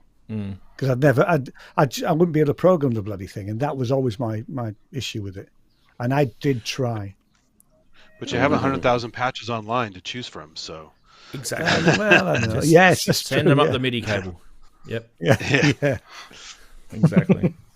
All right, That's guys, all the cartridges as well. We're gonna hit the end button for the show, but I really appreciate everyone that's been on today. Eddie, you were saying that your internet's broken, but it's not. You're back. Yeah. Look at that. I'm back, but Yeah. I missed like 5 minutes of the show. Oh, you'll be able to watch it on the replay, mate. You'll be fine.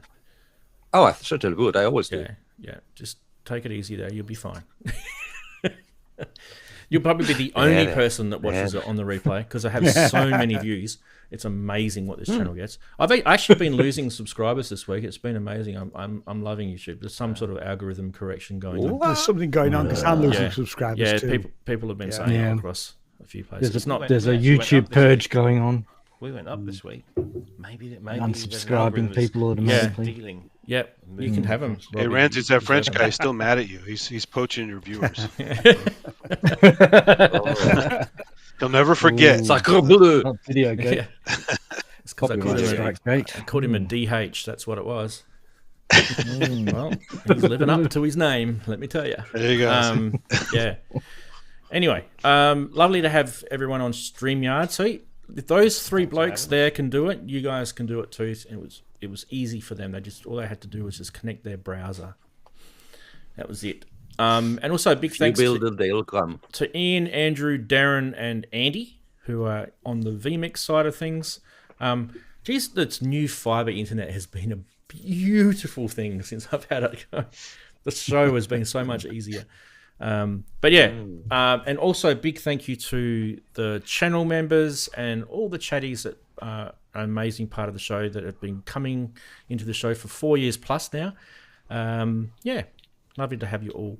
Please enjoy the rest of your weekend. Please do lots of synthy things, press record if you're doing that. Ranzee has got a new album coming out soon. Ooh. Oh, now you're telling me. That's what I've been doing in the background. If you're wondering why things have been quiet, it's because I've been busy. Anyway, everyone say goodbye. Bye. Goodbye. Bye. See ya. Bye. Bye. Bye. See you later. You want next week? Yes. Should be.